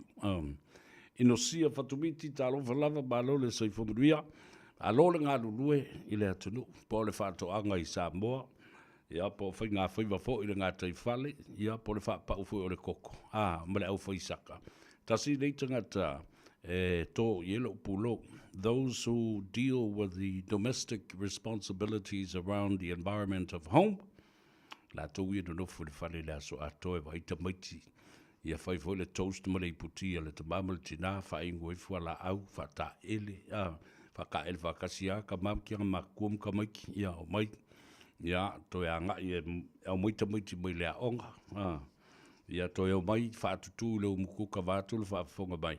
Ilea, i ngā se senga o tau mawhitanga awa, tali ngā sua le fiafi, pe a manava mai le au whai ngā ruenga, tu ua mai lea onga, ia makaung u mai ma le au ke pas, ma le au ka ele le sam.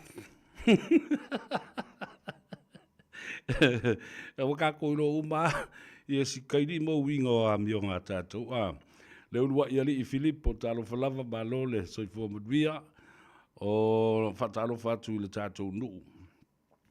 O le ua li i nā i Riversdale Park, ia o lo o faa toi ina matua ai ia falana i pupu Simona.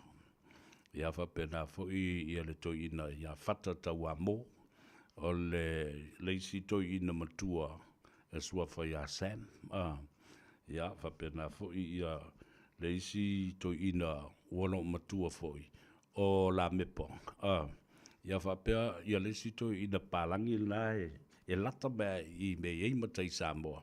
O le fionga ia awha masanga atapana frost. Ia ma le tō tele. Si uso ia tui ia ma le vaenga o malawa ia. O tō ina mātutua. Ia whapena foi ia tau le o lo tau sia lo tātou nu.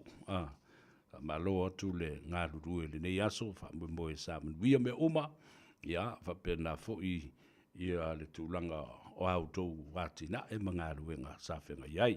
Lote kaki, tālo whalawa, bālolo soifua manuia, Matt Ross. Ia, whapea foi ma le uso ia mase e whenika. O le uso ia tesi, tālo wha tesi. Ia, whamoe o lo manuia foi ia le tāwhaonga ma le vanga. Wa leva o te leito e vai, leisi batai o le tātou ainga ma le tātou nuu Sila the Man, o whai o lo o moa o i ni ngase, wa isa u whangu vai o le ola. Tātou se e mai i le, awa, o le a ere mea la whai, kau ke vevesi, ma le whaingo ngi mea ma pisi solo ea kau ke mamai. Wa isa u whangu le ola. O le vai o le ola, ma le vai o le avoka, tā ua tele le nā ma le soifua ma loloina. Aua, o le vaina tā pena e mātua ma le ta māmatua o sa vea. Tele o tausanga o mawai. Lea le 11 ma li wata fo, se lau ma le ono ono tausanga. Ma li uai le ima se meo whale tonu lona mawhau. Ma nino le lei, i loa le lei, ma natua i ngō tangata, ma fōli ngō tangata. A le i loa loa le ngō tangata o whae ngō se mewa lea po se busa. A whae mailana. Filosofia al tuina. O mene o ngase ma mai o le tino. E maa fua mai I mea ai. O mea ai mo mea ino. It is a see. You know, the main cause of many diseases and sicknesses in our bodies are caused by food that we eat and things that we drink. O le mea raiwhai, e tali atu. O laula au, o vai la au, o fua o le la au, o sua o le la au, o a o le la au, o le pa o le la au. E ola solo fa solo atoa I kua afale. O le na, o le makalafi, o le o le fuefusina, ma le tele o isi la au, o me o le fa ua pofi. Ia, vai, ke vai isi la au ke le fa longo mua I ai. Ia, e au o mamai. E palu I vai ele toina. A umana palu o le kango I taste, o le ma testa inga ia pe o ki e le mea. A wha mai, o se whanga urai ki o mai lai. Ia lingi mea ringu mangaranga kala kou ia. Ia, ai vai a kua e le o ki isisi. mai loa ia lele. Mea ta ua le na. E test lava le vai so alo. Ilana lava whanau mai lona manawa. A oti ai e se pōnau. Ia na ua pau lava. E leo se kamai kiki o se si ainga ese. Kamai kiki o langa whanga. Ale mea le maari e fo lele.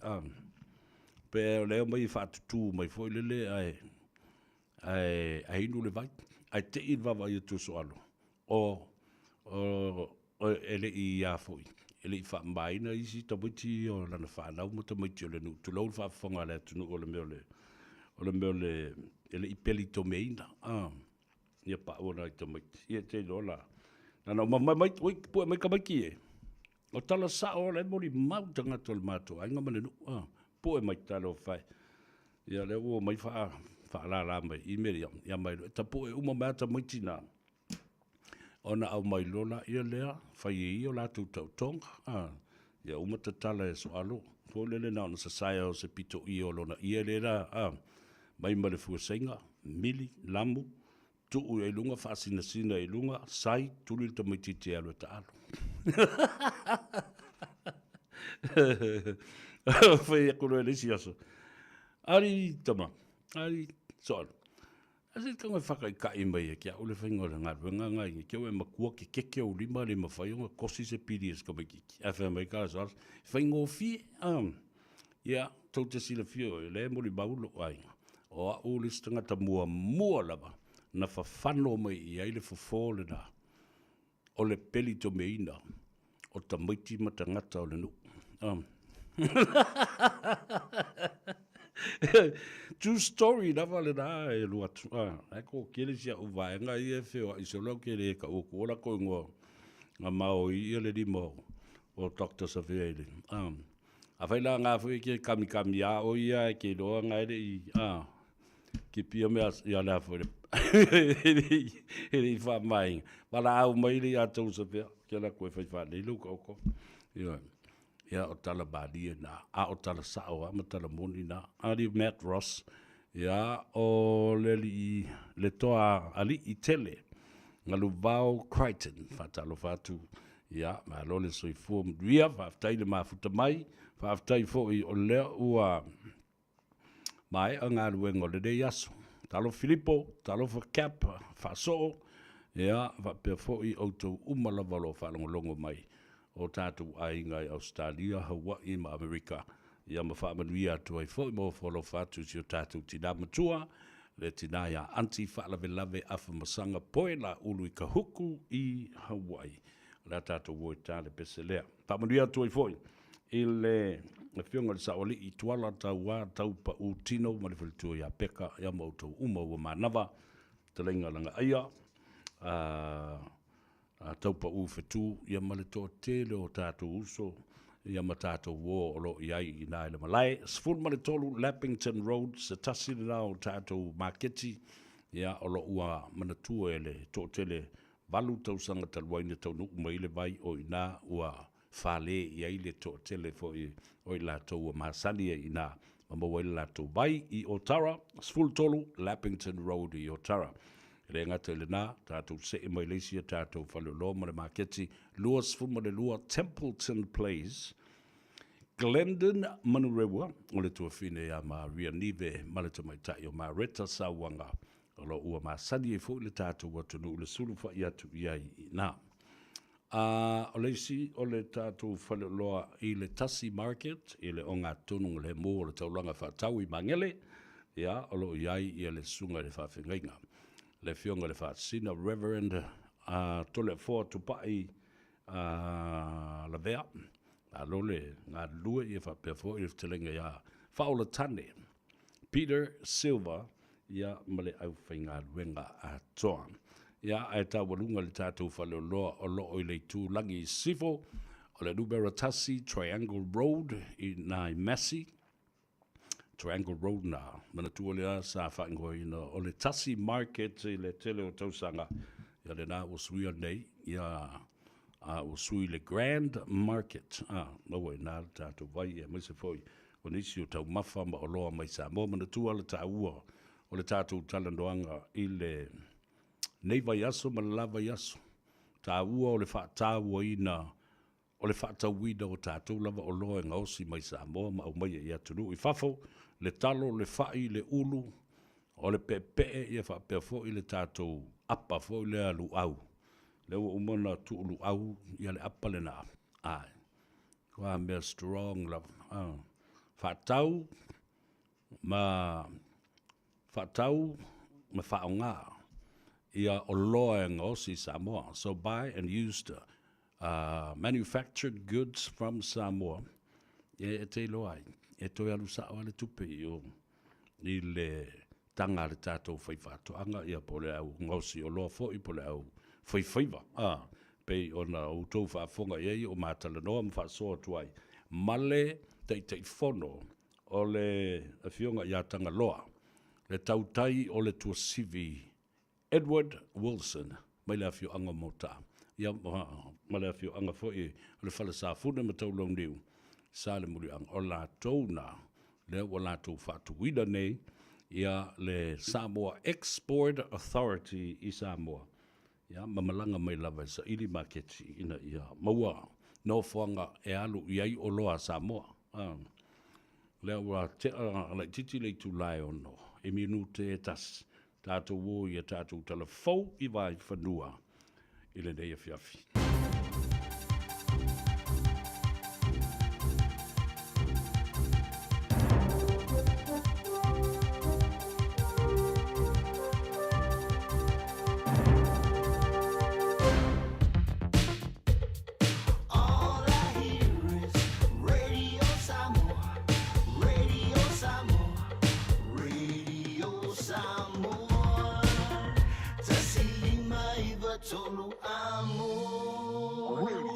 Samoa, kasilima i wakoro amo. Tala whalawa o tala mai atunu e mamao ma le Pasifika a le Radio Samoa. Momo atu mai Israelu wa whailo mai le militeli a le atunu wa whaia alato o spainga i le ele i Gaza ma ua maua se tasi o waenga au tu i le territory. O leo spainga na whaia wa solia i le marienga mo le tau fio bevesi i Gaza ma na tua ia fo ia Israelu le Hamas i le whaawau pea o na mumusu e whaamatua e pāngota o le taua ma le te ena o fo mai mediators po i la tau lo tau mo whaia se while mua le amata upu. Pai mai le vaenga o le pui ngā Israelu o ana vaenga au na whaatino a la tau ngā yoinga i no fuanga o tau la i o spainga i o ngā titonu ma le tu i saute o Gaza ma aititi mai peto o fitu se furu tangata na mariri wai i o spainga. O whetau ina fo i reo no iai o se onge i Gaza, o na ua sawadia le toru vai aso poloka pea fesoswani mai le toe ave natu i te tonu o Gaza.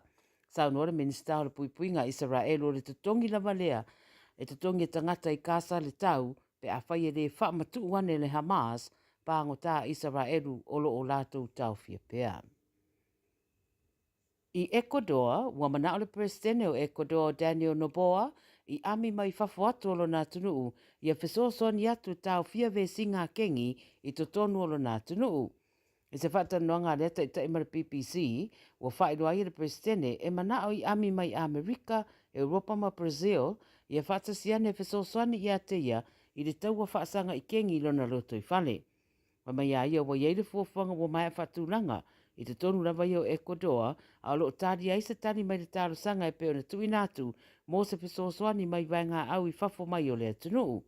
O Ecuador wa loa tau sanga o a fia i ve singa kengi, a mai se lava o so o tanga i mata upu, tau fuala au whaasaina. I Ukraine Malusia, wa maua mai fo i li poti, wa whaatino fo i osfa inga i le vau Ukraine Malusia le pō na pō, ai whato a nei tū lātaro na mai a io e ana le Kremlin o le a whaamuta mo sina teimi o spainga i mālo si anga ma meo le siomanga i te tono o Ukraine. Sa tala noa Putin ma Trump le telefoni le asona nafi a o ana pō lava na toe whetadia i o spainga i le vāo atunu e lua. O whaino mai le whauwhautua na maro Amerika o Mike Waltz na ia tā ua o au mai Amerika ma Lucia o le a toe wheirua i Saudi Arabia i na iaso lumanai e toe tala noina se whire mua le nei mata upo.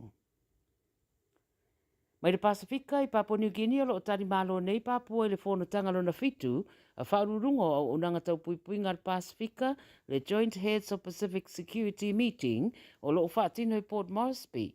Sa no ai sui par mi o Papua John Russo o le taula inga au tu o le whaalau tele leo le whaavaa le Regional Joint Deployment Framework ia whaamautinoa le while mu pui puinga maturanga le rei o le tulangi. O lea whonutanga e whai e tu sanga te tasi al whaamaoninga leo le ngāre rue whaatasi o sui awai mai mawai fo i le whaamalosi turanga tau le pui puinga matutu whaatasi. O le lua fasa furuiva na amatai lea whonutanga e au fiai atunu e lua spulfar Pasifika ma atunu e lua o observers o Amerika mai Japani ma isi whaalapo pitonga mai le Pasifika lava. Sauno aere komisina o leo Australia o Reese Kershaw e whaawau peo na University o leo Australia i tau mawhainga whaapea e peifo i ona iei le Pacific Police Support o lo o mawai a wanoa e toleni ai ma whaasoa malamalama o leo le Pasifika ma Australia i a wanoa e whaalau tele ai le au nanga. Ma le tala muni mai i New Zealand ma le Pasifika lava o tai au le a matai tau sinionga a au soka li mai fiti New Caledonia, New Zealand ma Tahiti mo le sa idia o au o le asa watu le ipo le rangi le soka lua whelua ono. O le awa New Caledonia ma Tahiti le ata alo le Sky Stadium i Wellingtone e whetau i fiti ma New Zealand i le semi-final na lua i le tau le fitu le afiafi. Wai mai le whai a onga le awa New Caledonia o vevesi whaapolo kiki ilo na atunu u le tausanga o tea sa atiri whainga tai tau mo whainga le au. E sa avea fo ima wha amarusi au tele, mō le au i se isi tu, ia mai le i whaingo fia de sa i ringa o le lato wa wanoa le tūranga wa iei nei. Whai roa le whaia o ngā Tahiti, o le a whainga tāna lato ta alonga, a ua fia lava ua o le maua o le tau mo whai le tūranga wa iei nei. E manatu le whaia o ngā fiti, e wha atusala lato ta alonga mani usira i le tala i a tā vita mo koriata i tuspa ia, mai tari tonu le atu a toa le malosi rana au i le ta alonga lea mo se malo. Mō le awa le All Whites a New Zealand, whai mai le whai a onga, o la tau lea manatu to tele le a malo, ma maua le awanoa muri lea mo le ipo le rangi, ma le a le tu mama ina fo ila, e la tau lea ta longa. Tala nā le Radio Samoa, mō le nei fo iaso, ma nuia ngā ruenga o whenga iai. Ua na o le Radio Samoa, se furulima iwa toru a mō, e tau tuaina o e ilangu ngana, fitu aso le vai aso. Alo e whaafonga le tautua mo oil siu fongo Samoa, le Radio Samoa, lima iwa tolu a mo i au kilani. Tawalunga tuai e tātou telefona i vai whanua. Ai mai se fo i o le Pasifika ma Australia, ma isi atunu e mamaole au tau whaafonga mai. I rea o ngofo le lei ia le tūlanga i Israelu. Ka pomu inga o Hamas mai la tau olo i ai le Gaza Strip. A o lea foi, wo so atu le tau ina o Donald Trump. Ma lona mafofau. E te tau o na toso mai Gaza Strip o Palestina i lalo o apa au ia o le malo tele o Amerika.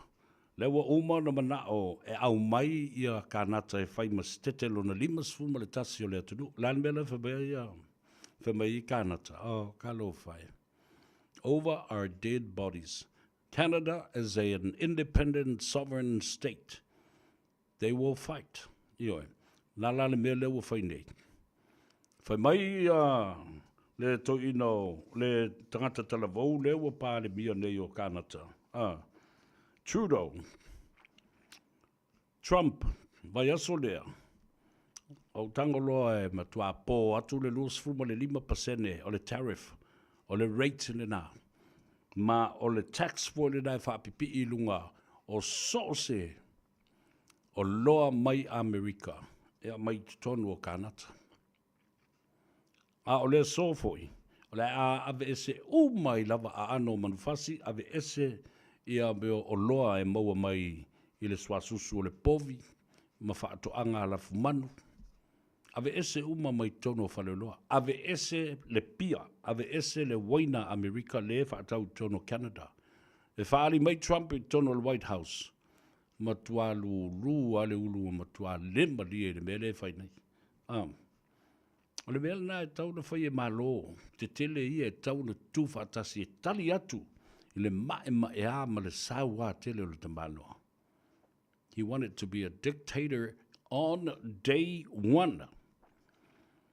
Talo fai. Ia, o lo o mori atu, o lo whaangali i o whata koroseta to'o, i lau telenga lua tua, semi e pati, ia, i lo to ai tau nuu mai fo i o le sa folau i lau whanua me ele o Aotearoa ia mo le siaki na lava fo i marfa le ia tili o le soifua maloloina ia o le talo na e mese o tau uma o lo malanga mai ia ono o le wha moe lava le tas manatua o le vai asu na se ima vai atu nei lua tātou whengainga ma lua fo i whare mai ia na tātou sei nia mo intia ia o ina o le a ave i ai ia o tātou tangata pe ama mai ia pe whai ei fo i ta o tonga whainga tae le ma whai una whai e New Zealand ei Hawaii, Amerika ia ma Australia wa ave e pingi mai o i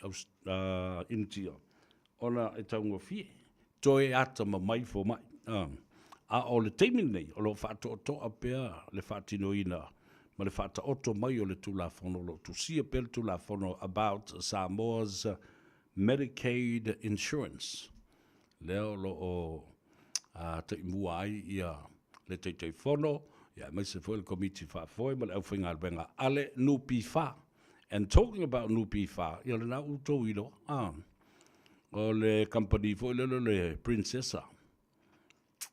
E o mai seina e to wha, le au whai pisinisi mai seina. E o mai e wha atu se pisinisi, se whale o loa po se, e se whale leo tele, i Samoa. Ai o mai, e fum wha ato le mea le ima sisi e isa na tupe. O mai lo wha i poipo le si seina, i le teine Samoa. Whai e ima le sitseni. O le mea le o pea vai akunga wha i poipo u māsainga ngi ko whai le kengi lea. E kokasi. Ma maua i o lato sitseni u malama. Sitsen Samoa. O na maua i leo lea i ata tau o saina umane. E whai e le lato no ngā tupe. A wā o le lato wa i ata tau lea o le wa vei lato matangata nu o Samoa. Se o ke makua i o wafo se ringi mea. How can that be? I lalo le pupula, malos yo le mato le la. And who monitors the transactions that are done by the new PIFA? Ai te fono, sunga le pari, i lesa fatale no mai foi i le tele o mata upu sa vevesi ei foi nei, e pe o le tu inatu. O nono ngā tupe te tele, inisio company, ai e moe fōle ata. Wa ois tangata toi tau i ngō tangata, o mea nei, they are private information of who gets a loan from NPF and what are the terms and references. Si wawa ai i mea e whaalilo lilo. Whai ai lalo le pupula le mato le la. Lea la, whai lo ma le lau ne family ona. Lea la ua taloka uma nei tangata nei. Mai au fi ai ma le tabaitai sa mo lea. Lea e fila watu. Wha mole le ai na te le malama lama. Tua le malama lama lama.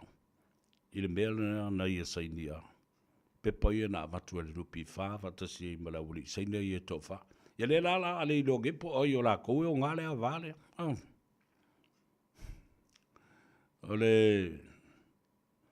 Ole matua telefasili e tau ona maua ai se tali. Ia a ole mele na le ua tulai mai nei. Ole a tatu uo e a fo i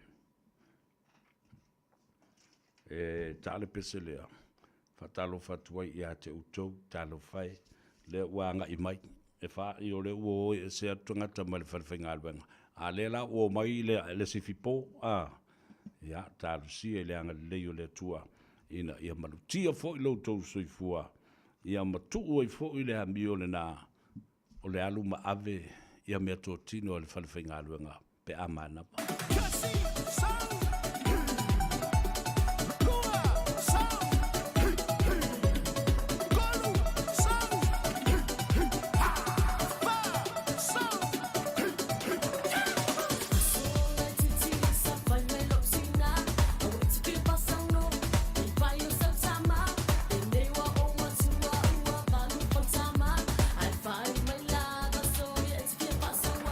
Mami,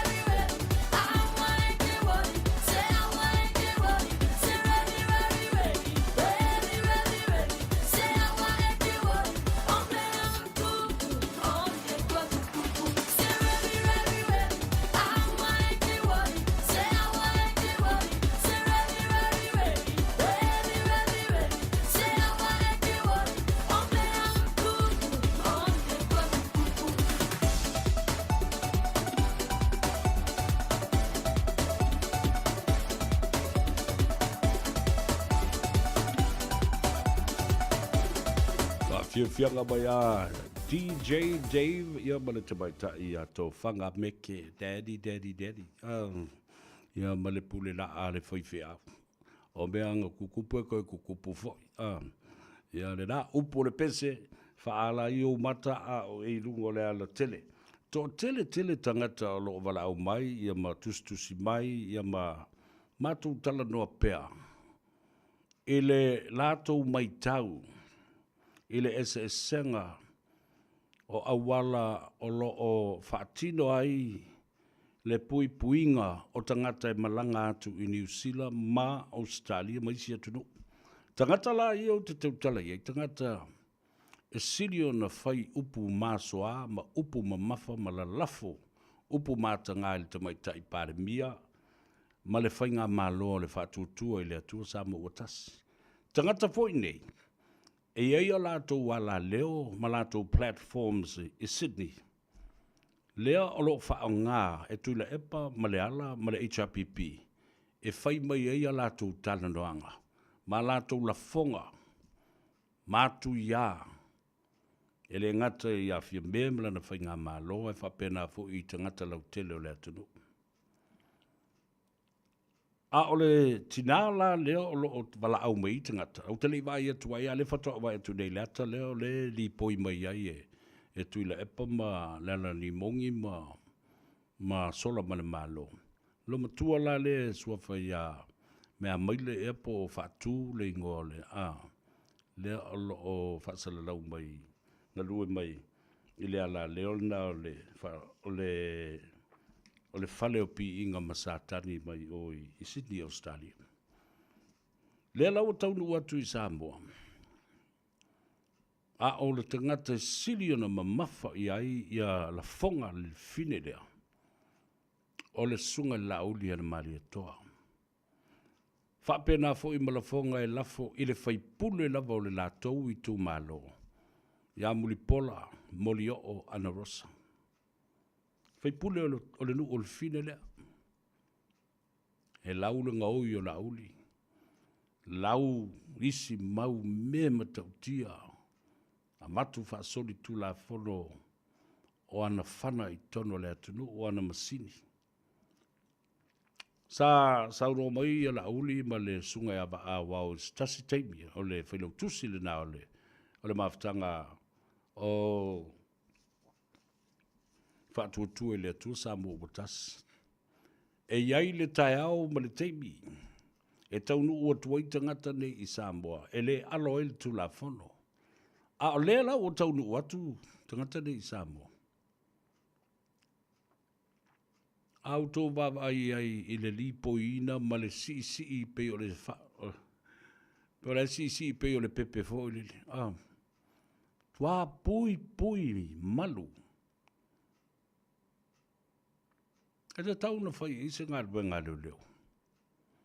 Te leo wha maunga, ki lipi, o ata, audio, o upu e la lafo le whawhine leo. A leo o ane pui. E tasi ale mate. Lea ia si mea lango i lea na taunu umai ai ale whainga malanga, matali malo i leo ngari i lea. Ma whapena fo i o na le HRPP ma le fia se fulu afi. Ia le foi ua mata. Ia le lātou sa ilinga se leni ma le lātou whaatau ngā lulu. Ia le isa ta whiau i le nā mea ai. O le mai tau. The difference in terms of treatment of people that defy the odds of libel and should be liable for defamation and character assassination of your mayor as a Madam Prime Minister, Lauli as the chairman, and also other ministers of the crown. Nalu tali tonunga ye. Ile ese senga le mele fai nei. Ai mana tua. Ele o tu malo tu lepa. Ele o tu malo. Le foi na watu ia king fai popo. Whaafale pui pui le vai teimi o tui lepa. Lea lava e whale pui pui. Tala paunga. Maisi. Le mai sione. Po sione le mai. Tau alai mai mangia. Ma i lauli. Pasiri ele o mafufau. Ai se a lava la. O lono winga. O le ai o se tangi ua whauluina. Ma watu aila ia leo ni kilipi ia pa o ni audio recordings e whaali. Masu e ai because this is the only test. Al whalamula le tele o teibi a watu ai ia evidence clips and audio recordings. E tasi ele tala le leo, mali matanga adwenga, ele lava muli mau, mai le marlosi fo i muli mau. Well, you figure that out yourself. Ai tau na o whai loa ili whanga tiele se senga, o le pui puinga o istangata, ma le pui puinga o tangata ele sala. Tangata, o la e loa, e io la tau mese se la e whai. PK whatupunu.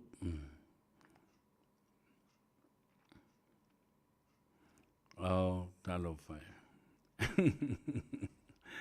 Yeah, hello. Angel Nathaniel, talo whai Angel, mailinga arwenga lene aso.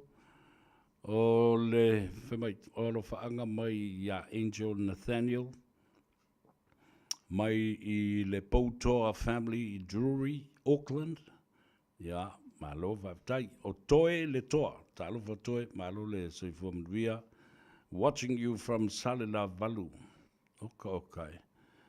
Si su e la le pese, le vi o Salila Valu, talo whai. Lei ala so ele vi o sala valu tasile nei no ulanga tele tangata pepese masale long sa oile le tangata pese pe o se uso o su avayangi lei na su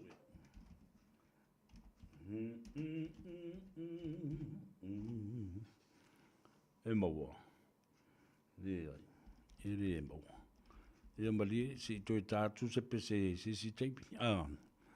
La atale pese ale sunga ia fiu semo le tufunga. O le sunga ia fiu semo le tufunga. O se tasi le o te mali I longa foi le musika. O le a ma va lua. O ni whaamasino I nai ia le tauwanga pese o le asfareile nei tai au. Tai au amata le tauwanga pese le nā. Ia. Whāspulu ma le lua. Tangata tau wā. O pese whaaleanganga. Ma o le asoa tai au. O le ainga musika tauwanga pese whaaleanganga. Lua afe lua sifuru ma le lima. Whāspulu lua sui tau wā. Amata ina I le asoa tai au. Lua sifuru ma le tasi o mati. Se I o atu le asoa. Tuanai, lua sifuru ma le lua mati, se I o I le aso sa, lua sifuru ma le tolu o mati, so o ala aso nei e tolu. Tai ao, as tuanai, amata le ono le fiafi, o le ulufale, se fulu ta la mo tangata matua, ai lima ta la mo ta maiti matutua, sifuru ma le lua se I fasolo I lalo. On tatu wole le tuatusi, tolu Andrew Baxter Drive I Mangele. 33A Andrew Baxter Drive I Mangele. Tātou wheloa I fo I la ia lea manisi fo I o whetu pupula o le musika la auto mai mō masila sila fo I ai.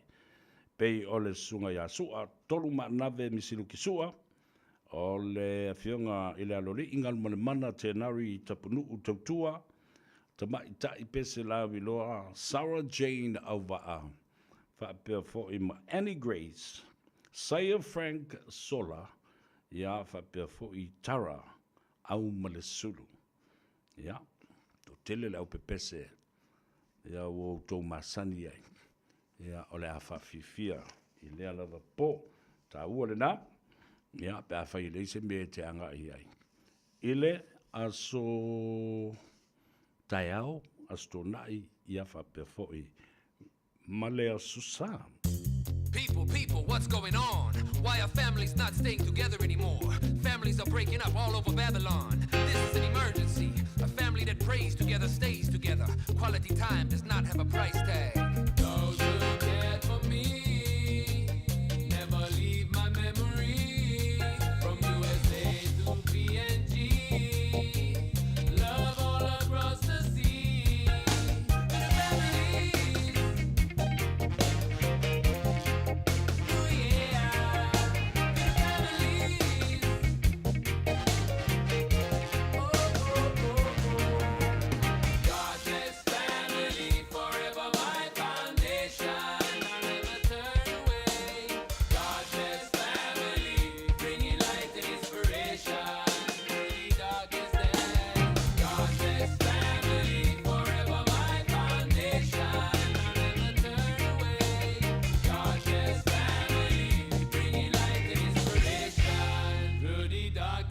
Suppose you know God, mama, now you may know God, papa.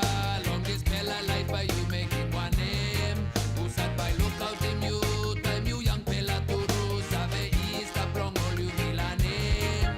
Let us cry for the broken families, oh yes. Let us weep for the broken homes, for the broken homes. God bless family forever.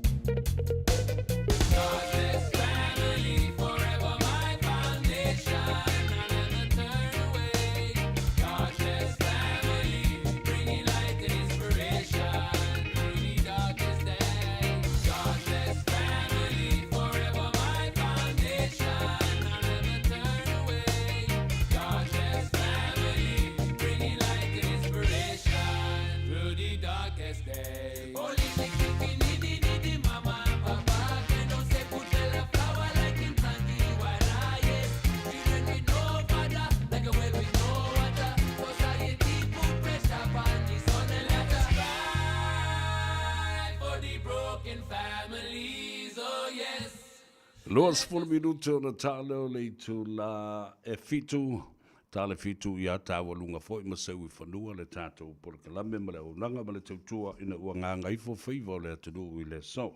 Whatalo whapito le sunga le palitele ia ma le whaletua I nā le pitanu o Mount Abed whafte iatu mua foi le avanoa e tala noa ai le telefoni ma iloa ai o lo maua le soifua la lei o lau fionga ia whapea foi ia le whaletua ma le a inga li. Whatalo whapito lo uso aunga Junior Patane, ia va per foi il tuo ia mele o le tama o Lorenzo, ia ma auto umalava o lo mfai na maua le avanoa, fa longo mai ai, ia ma tau taliefo ia ingai, I Otara, ia va per foi le maftanga, ale a fionga i le saoli ia tuala tau pa u tino ia fa pe fo i o tatu uso o lo la tu mafuta mai ai ina watu le whaamlianga i le na wafi fo na le la ia o tumutumu fo i le ngā luenga o le whai fo ina o le langi tatau ma le langi malo fie a le sunga ia sua masua i nai Avondale a malo atu i nai tamam tina ma tua o lo oanga i ane tāpua i Faiva o le whai fo ina o le langi tatau ia atu ai le wha malo ia ma mo onga le lei foi mo o tau lo o tau dia le fala ia au fatino le ngā luenga ia awa ia le la i silika ua sapi ai o tātou tangata o tātou o mai i le nei atunu o mai a tātou mesina o le tātou tala whaasoropito o le tātou tū baleanga o le tātou ngangana o tātou musika o tātou tala tuu ma mea uma whapena o mai uma a mai marka ko kalo malu au mai fatasi ai mawinga le lei fatasi mawinga fa le lei mawinga pa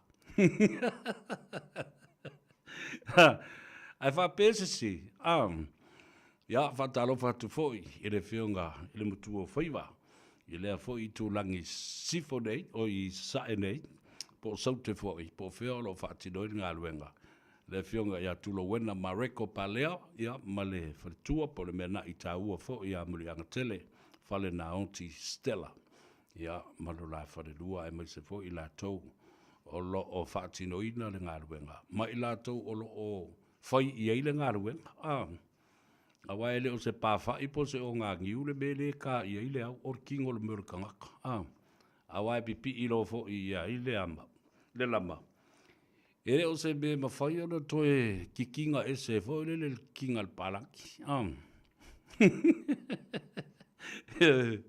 ia ka o kole leila ia le awa e minoi masonga mingoi ia bo fa pena una tili ai le mamafo le sau le ia lo fangia le tua ia lango maluo o tau tonga e le whaingo fie ai ao ngata tau e whai le langi o le malu ia fa pena fo i le tau ali ao ngae tau si ai o tau ainga ma pui ai le mamalu o mea sina le atunu i le vānu nofo le vātangata ai le o le mea o ngā lokala i le romalo ia e whelwhelwa i ngā rou o fwai loko e kai o e le lo makua i se mea maloa e keke i lalo se laulau tātou hoi nai musika e wha nofo fi le muai ia le au ave ta vale wa fia mo moe au kaukuli moe au isi o lai kari ye mai lava i lungo le ala tele au e te moe tātou hoi mo moli wha lei o el tau whale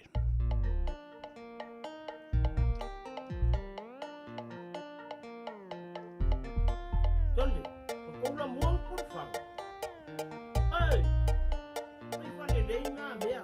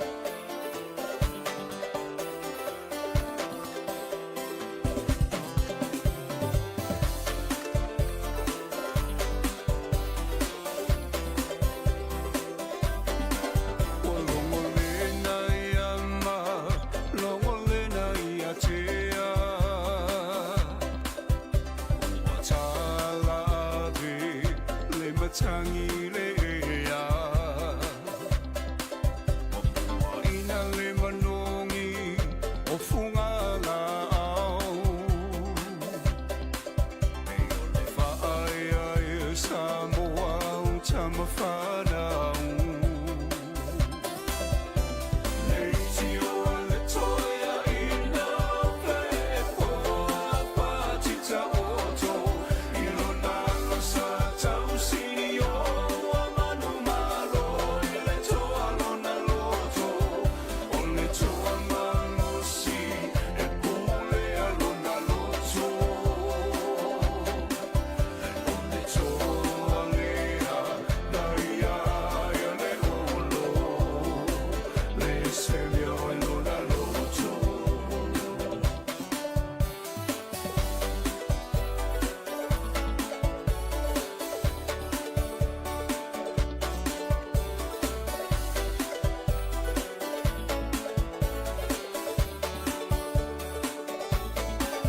ua matua e le foanga Samoa ua ngā o e lava i lalo langi tele o whaanga tama tua whale i le papa uma whale le moana e uina e mativa ai tau mawhai lava o pole tatunu o si mea mangu mangu e maua file mu tauina ia hui masao le whamo e moe malasini au tu au alo ala Faiva i whaanga tama tauina ia manuia u maula asana maula umalava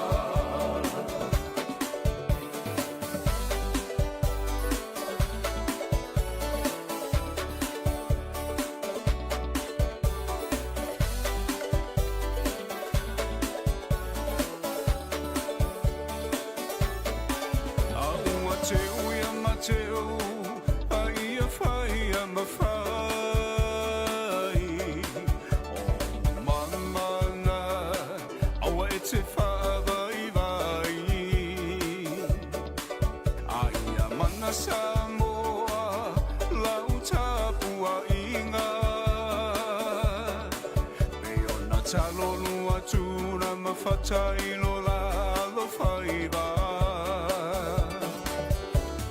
o se Faiva tapua ia le mea moni e a e manuia tauina ia e mana toa loa tunu pele male tapua inga ia polo utino a e mala mala o mata o mamana ia tawheta tau ala manuia o la asana tauina ia e mana toa loa ta whaamai ia whamuamua Samoa e o le tama sani o tamana o mai toa tuile atua awane i o ta whamoe moe i le malosi mana tua au na lea tua loa puno mai tatalo mo so taui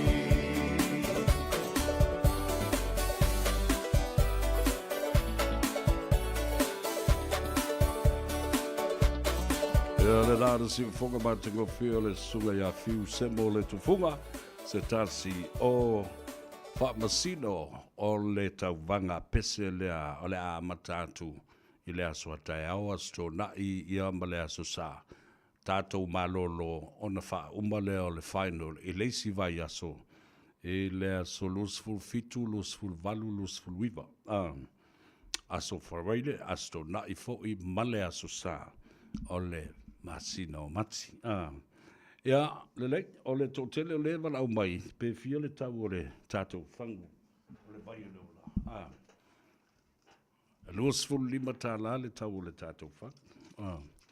Ia, whaina mori atu lau whale, pe te alu fo I whale o loa na ua tātou maketi le nā umona whailo I hate. Oe, mana oe lua tusa ve te lua tala noa, ma whaile lua tala ma mori atu lau whanga. Ia, ole o lua tasi lua iwa wha fitu iwa lua fitu, o lua tasi lua iwa wha fitu iwa lua fitu, o te o atu e whiskakala. Ia. Ia, ma watu le whangu mo. Oe, ole nubera fo le nā le alo avatu ai a tātou whangu vai. Mo Brisbane, Sydney, Melbourne, Perth, ia, whapea fo I Canada, Vancouver, Los Angeles, ia, Long Beach, Salt Lake City, Utah, whapea nā fo I Washington, Seattle, Tacoma, I Washington, ia, le nā, Samoa, whaftai tere lau, whaafonga, e maiso lau tāpua inga. Le ala le nā e mamafa I pēa I le loto le ātou sa vea. Ia, le toi fo I atu, I le atu nu, le anga e whainga tā, lau tau tāpua inga ma le nofo te talo I Faiva o alo matama whanau o Samoa. Ia, malia lea whenua, lau whaafonga I nā yasu o tuna, iantu e peo no o watu le taimi o sola, ia, o le nā ua whaasifo foi, langona, le ngata ia te au nei, whapena foi le telenga ia whiu, a lo mitusi a skuka whamuina, langona nā, o le toe wha mao popo mai, aua le imanu ma lo le fili ma ata maitu I le epa ia I tātou. Tātou tūtū lai ma wha malolosi. Ia, ma whapena foi o na wha malosi. Au leisi tangata, I leisi tangata, leisi uso. Ia ma tātou malolosi ma sāwa vali ai. Ia ma whialo whani. Ma tātou whi oe ai. I le alofa ma leanga leo le tua. Ai ia manuia Samoa. Ia langona le nā. Ia, whamangalo se leo, o leo au na le aso, tātou taupuleola. Te atu lau tau soifua I le aso a tai au, tau walunga I ai, le Gagaifo Faiva le atu I le aso fa reile I le aso a tai au. Ia o tātou whailoa I fo I le tātou tāno, awa palu le sualofi o le atu le alofi sā, o Samoa I le aso tonai. Ia manuia malolonga, tali ngā sua ma, osi ngā taulanga, o whai ngā lotu o le neia fiafi. Ia whapea ngā fo I le au kāwhawhau, po whiale meo le e kāwhawhau, o wā leo o sau fo I le tau malulu ia, ua waweo na po ia o mai le pongi sā, ua uma tātou daylight savings, ua o mai le po. Ia, tu au tau se tasi o au pese, e mana tua pea oe, e lofa atuai, I le lo le atunu, ia e maisi fo I pa anga tino lungo le api o fōlinga, Mane Tātou Facebook page.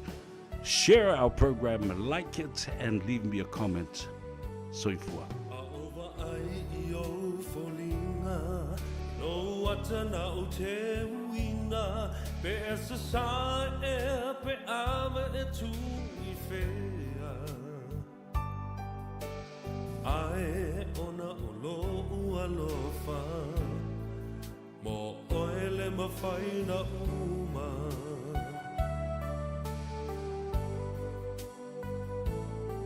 Ta oto I foi le pongisa, e whaangalo le whainga tā, e mana tua pēr o fo